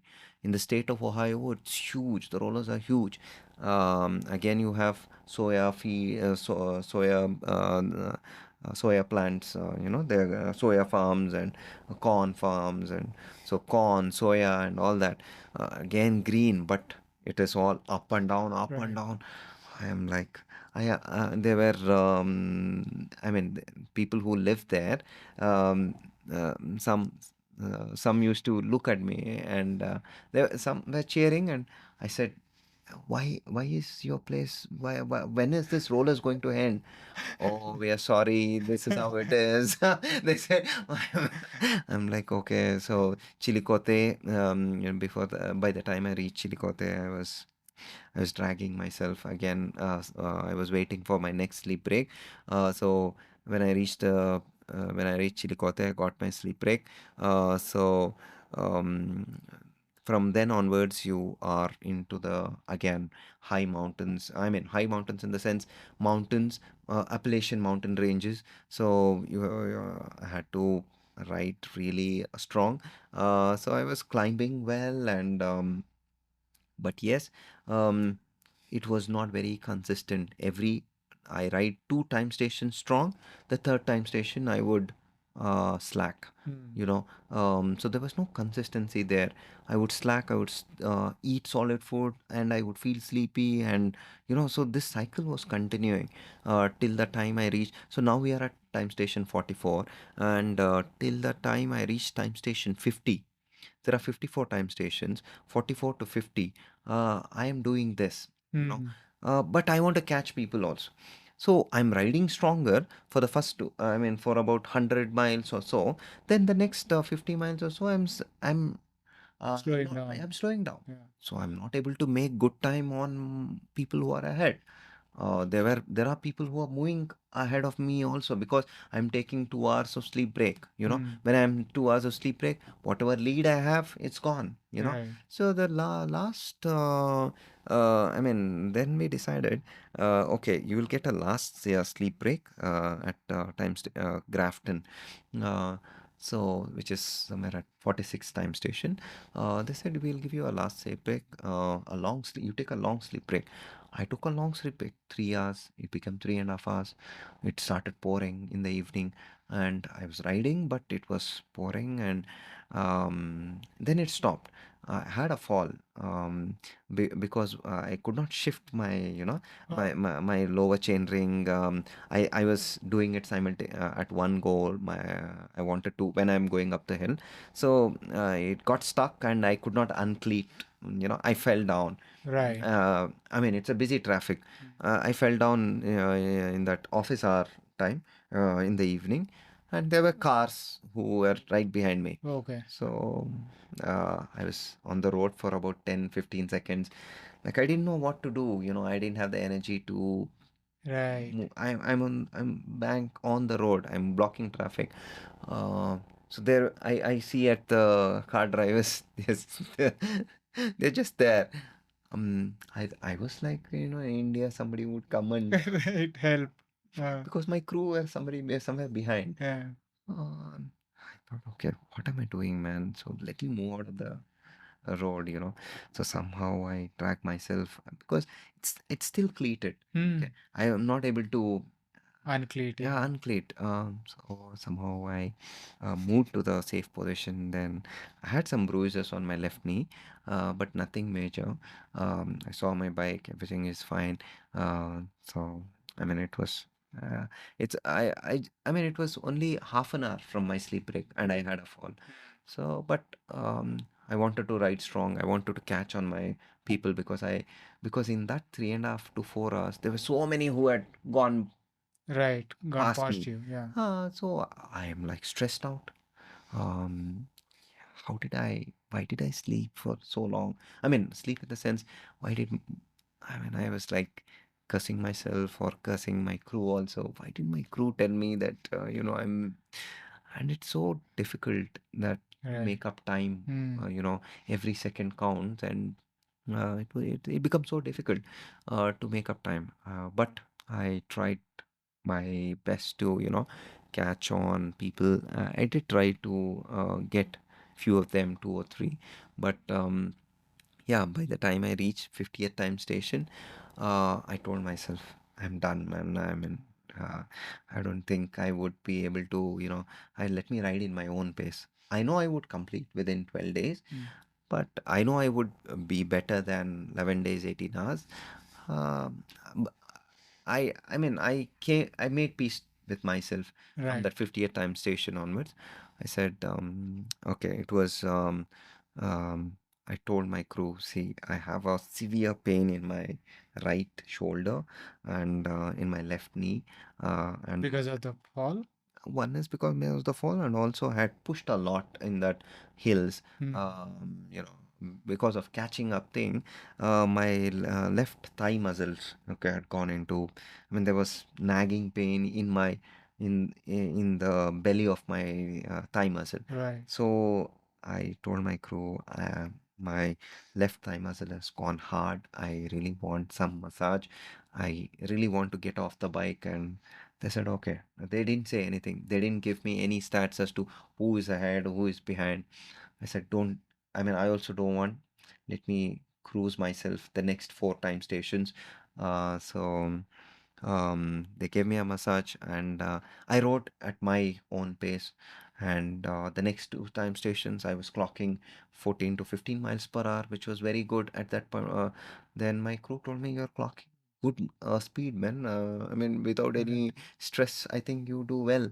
Um, I also felt, yeah, I think I was not stopping. I was just peacefully riding, but I was in a good Making average good speed. progress. Yeah. Yeah. So then that was too late for sure. 52, 50, yeah, 53rd time station, and you have only one time station to go, Right. which is about 20 miles or so. So but yeah, but I felt nice riding, the last 50 miles or so, 50 to 60 miles. I was feeling nice, and I was in my zone. I didn't care about who is ahead, who is behind. So I was in that zen. I found the zen. It's like, Right. come what may, it's Hmm. okay. Let me enjoy. So probably that's then I should have found. Sometimes I feel now that I should have done it right from the start. Right. Um, but yes, I finished I mean in the fi- on the fi- at the 54th time station. Then I only wanted that let's reach as I'm nearing the finish. I wanted my crew to be safe. I wanted all of us to be safe. No, I mean, it's not done until it is done. So Right. I mean, I was only concerned about the safety, that we have come this far. Let's, you know, Let's get it yeah, done. let's get it done. Let's be safe. I was voicing out, guys, be safe. We have few miles left, and let's be safe on the road. So that was my this when I was not racing at that particular point. Hmm. It was only course to that shore, Hmm. something of that sort. So we made it to the finish line, and yeah, when I made it to the finish line, I felt very thankful and grateful to the crew who helped me, and um, I felt um, I felt okay. We Right. did what the best that we can do. I also could sense that how we respected time. We made it because to whatever extent we could respect, Right. to be fearful, be mindful, we did our bit, and this is what time has given us. And we should accept. I mean, I should accept what is there rather than what I wanted. So. I did make peace with that thing, with my result, and I felt grateful for Right. whatever has happened. I felt grateful, and um, mm, to my crew, to all other forces or energies that worked for me to be at that finish line safely. I had my family with me as my as a part of my crew, so that's a big thing. That was a big strength for me. Right. So I felt uh, um, accomplished. I felt okay, this is the best that we could do, and let's respect whatever result that we have got, because that's how. I mean, we finished because we have shown that respect towards the race. I mean, in turn, you have respected the time. Yeah. So that is the realize. I mean, that is how my mindset That's a was. takeaway. So yeah, so even when the MC who was in the final, I mean, who interview you, who give a platform, who give that medal and all that. So when he asked me, I did tell him the philosophical aspect of my racing, what I learned, and how time as a factor is so powerful. That is what I was telling him.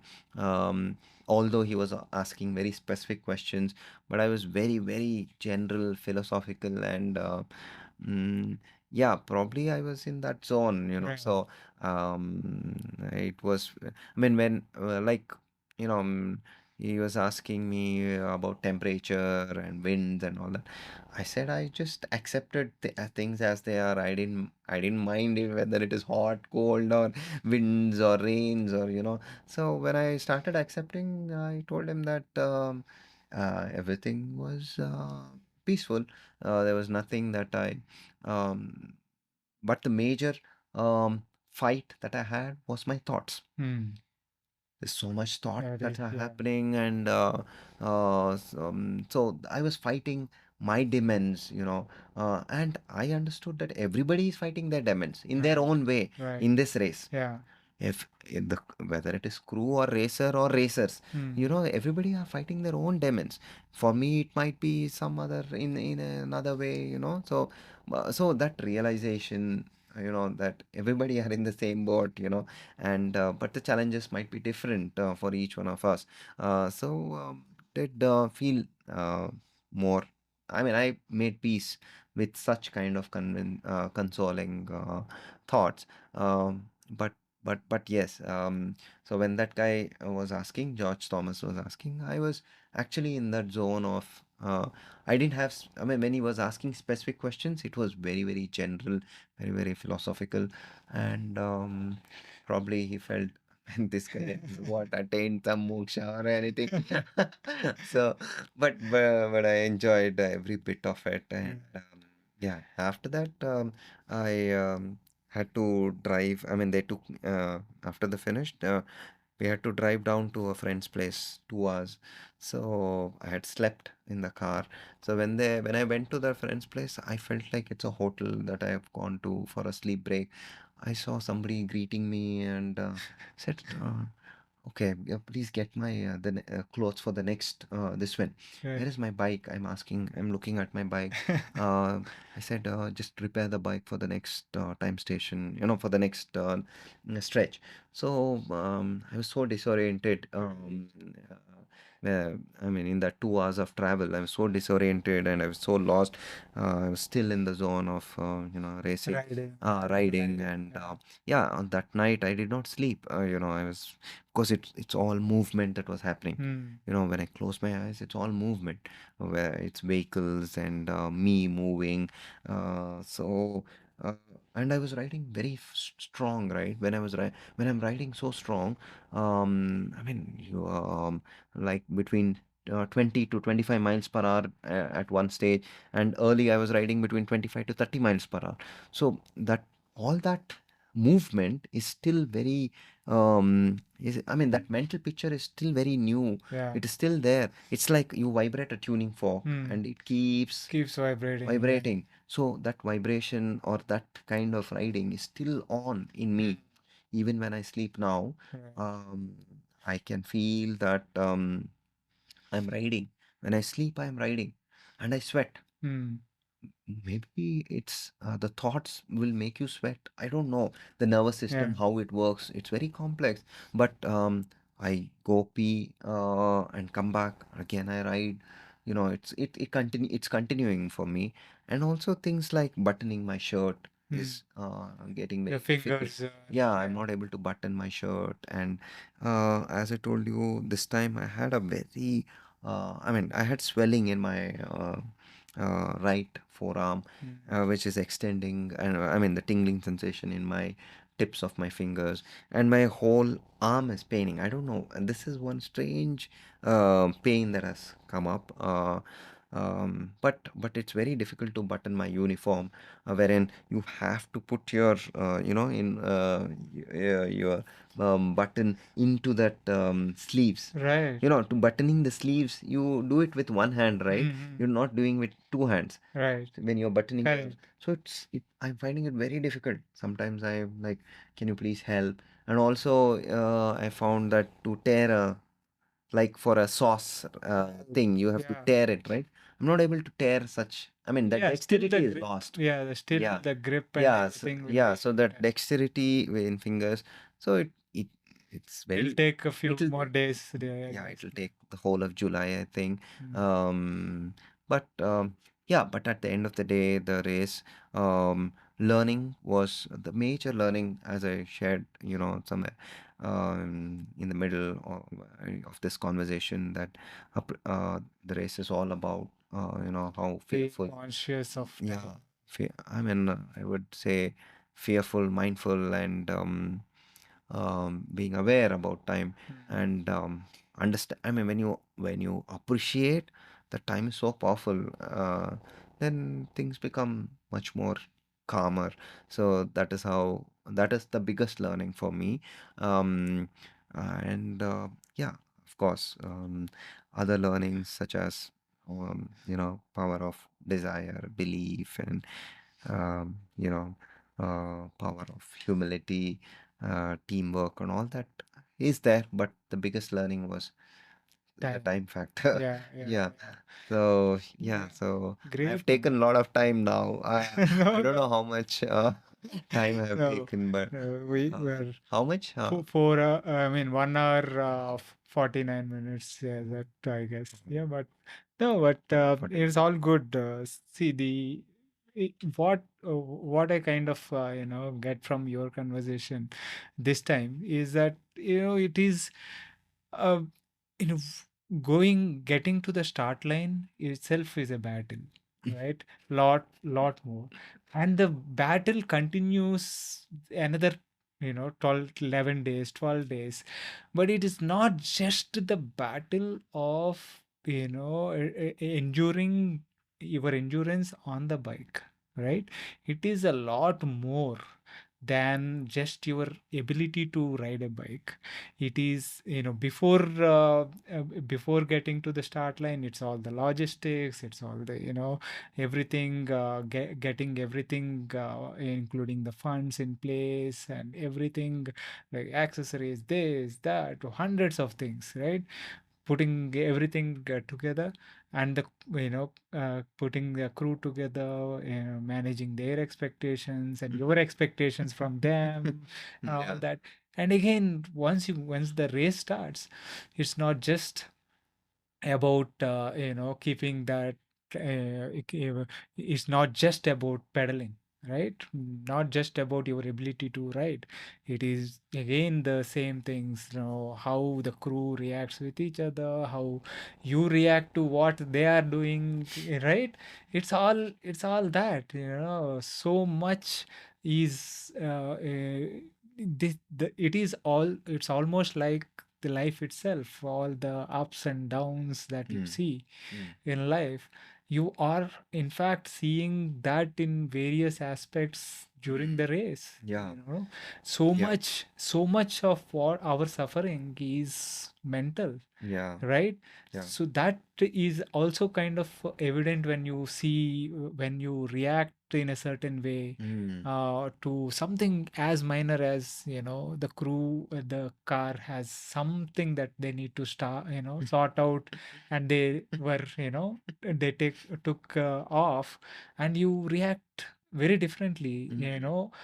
You might be super chill on a normal day, but when you are in that situation, Hmm. you react very differently, because you're not thinking clear. You are your mind is going 100 miles per hour. You are kind of zoned out. You are so focused on your riding, your competition, Yeah. this, that, and everything, right? Hmm. So many things come into the picture. And of course the crew also are human beings, that Yeah. they have to deal with their own demons as well. Correct. Crewing is not a easy job at all, Yeah. right? So I mean, I was part of a crew I know. thing for like, a small, smaller race, but it is so difficult, Demanding. Yeah. so demanding. And so it is, like you said, it is each of each of us fighting our own demons, each of us fighting our own battles, and towards accomplishing one goal, Correct. like a goal as big as the toughest race on the earth. Yeah, it's so it is a beautiful journey. And Hmm. glad to see you cross the finish line again. But to everyone listening, it is it gives you the this journey kind of gives an idea about, it's not all making it to the start line, and making it to the finish line is not just about Yeah. your ability to cycle, right? Yeah, it's actually the journey. Yeah, what you Yeah. said is. So There is so much there's there, so much in that journey. right? Yeah, it is. Yeah, Yeah, correct. yeah.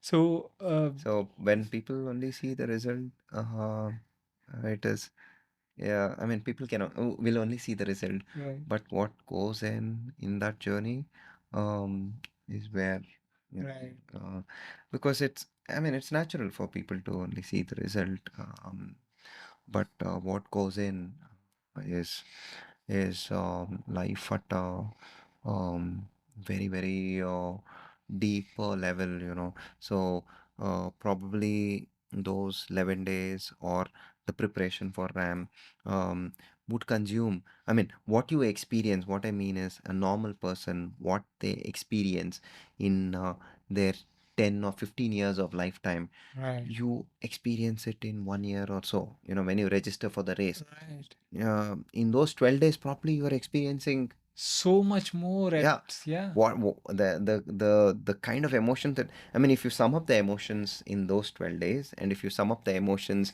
in for your the rest 10 of it. years, Yeah, 10 years, so it will be equivalent, So exactly. every day is like an year. Yeah, yeah, I yeah. mean, that probably I might be exaggerating, No, but but that's that is, how it is. yeah, That is the extent of emotions that you go through um, in a short span of time. hmm, So, which means you are living life of 10 years in that right. In those 10 days, 12 days. Yeah, yeah. So that is the complexity. So probably if people uh, I mean, it's only through introspect. I mean, it's only through insights like these, like when a racer talks about such things, hmm, probably people also will get an insight right, into what happens, and that is the reason these podcasts would right, be very helpful because to get an insight, I mean, to share an insight, it is very, very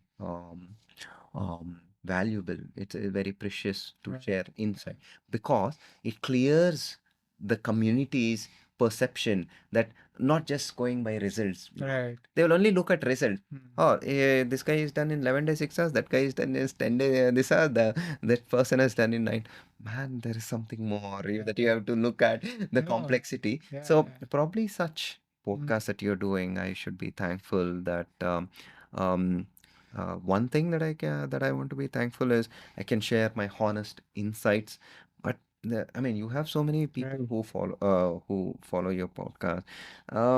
People might think this is crazy, man. This guy, I have seen there are people who comment that this guy wants others to support him for his race and all that. So I mean, I know the people around you talk, but right. um, Mm, no, there is that's something much more when you follow ultra cycling. So um, No, yeah. Srini, I have a question that I meant to. I think I might have asked you before, but I want to ask you again. This is such a tough sport that especially something like RAM is such a demanding event in both in terms of the resources that you need to put together, the the you are uh, practically putting everything out on the road, like the every saving you might have and everything so it is This eating away at all the resources resources. that you are Yeah. doing. So So why? yeah, so the sacrifice, yeah, the sacrifice that you do is, I mean, or the damage that you're doing, um, is on a family front, on a professional front, because my profession, in my profession, people view me as, yeah, this guy only rides bicycle. Even though I have Right. given my bit, I put in 19 years of service in armed forces,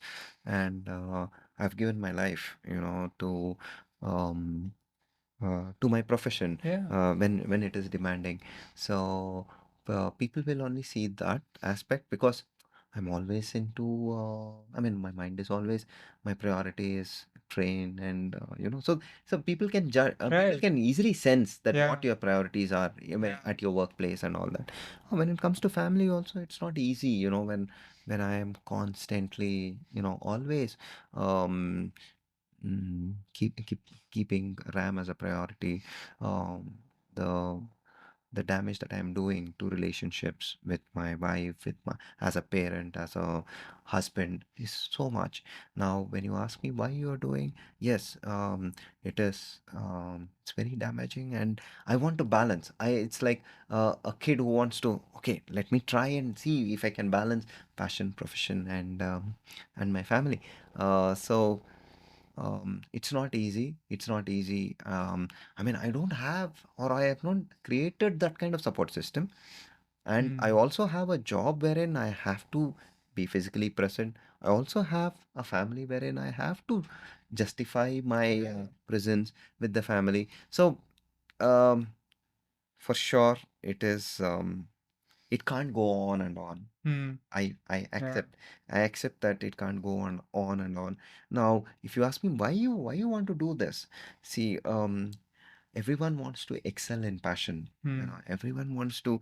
I feel that um, the learnings that I go through when I'm chasing a passion, um, is very unique, and it makes me stronger.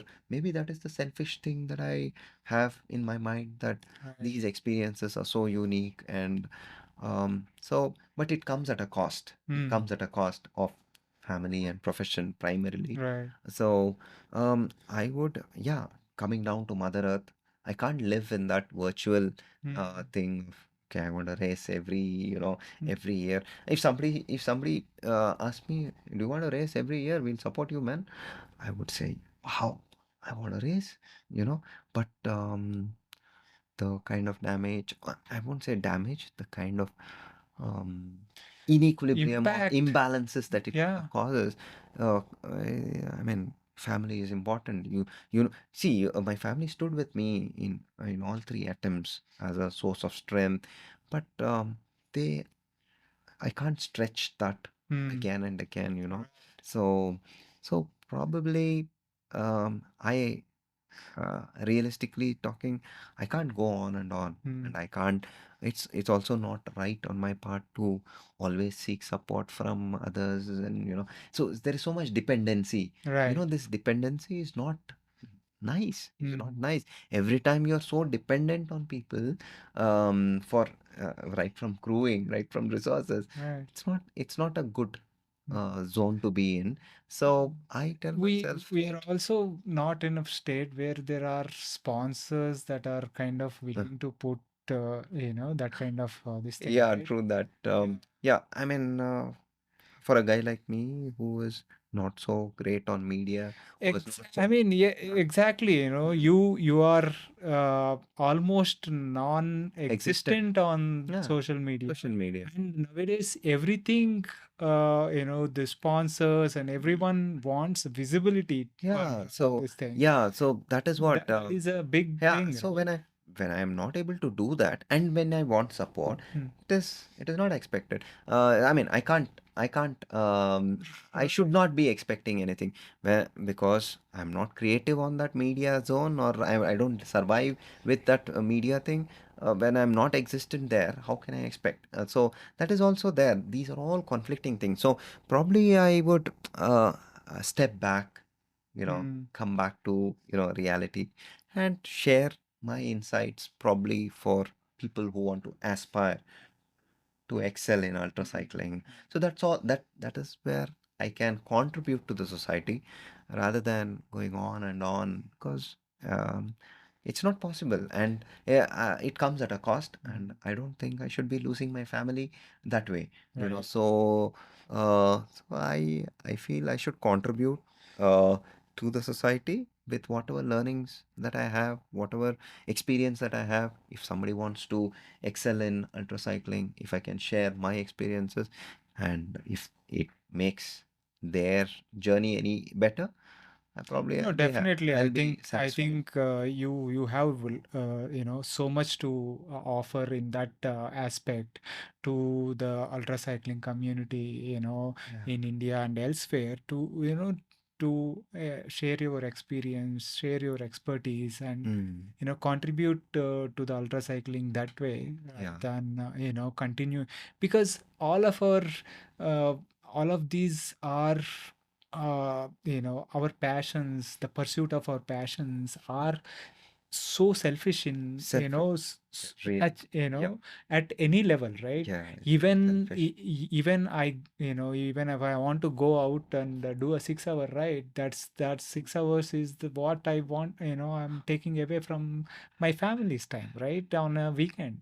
So there are I mean, all of us, the Mm, triathletes, the brewer community, cycling, short distance racers, the ultra cyclists, all of us who are pursuing that passion are borrowing the time from the mm, family and mm. work and Yeah, whatever, right? yeah. So it's a selfish pursuit that we Yeah. are on, that we Selfish have to pursuit, for realize sure. that. For sure, it's selfish pursuit. Somewhere, Yeah. each one of us have to draw a line, Mhm. and I think I should draw a line. So, yeah. No, but if you can continue without impacting too much on the personal front and work Mm, front and stuff, yeah, you should. But yeah. that is something that we have to be mindful about as well, right? Yeah. Yeah, yeah, yeah. Man, this has been fantastic fun. Thanks for taking the time That's what you. and sharing your experience with the Working Athlete podcast. Yeah. Yeah, I mean, great that I came back. I mean, we both are working. I mean, I was working in the morning, and now I took out time for this podcast, so it makes sense. Yeah, I mean, working athlete for sure. Yeah, Yeah, I mean, the thing was running in back of my mind because there was an inspection going on. I was worried whether I would get any calls. So let's see. right, right, right. Yeah, Okay. thanks Yeah. again, man. Thanks, It was super thanks, fun. Vicky. I mean, it's nice to share uh, the recent journey because it's very new for me. I mean, I can play it to a great detail again and again and again, and yeah, yeah. So probably by if I mean, if people have if people get a real insight as to what it takes, to be there at the start line and also to finish. Um, I think we would have done No, definitely, justice to, definitely. yeah, Yeah, this definitely. time. Yeah, yeah, yeah. Definitely. It gave, at least it gave me a very good insight. I'm sure a lot of people would benefit from your experience. Thanks again for taking the time. Yeah, thanks, Vicky. That was my conversation with Srini. I hope you enjoyed that. If you are enjoying these podcasts and are finding them useful, please consider supporting the podcast by subscribing to it on YouTube as well as on your favorite podcasting app. It really helps. Also, supporting the sponsors of the podcast is a great way to support the podcast itself. This episode is brought to you by thebikeaffair.com. Thanks again for your continuous support. See you next week with another guest.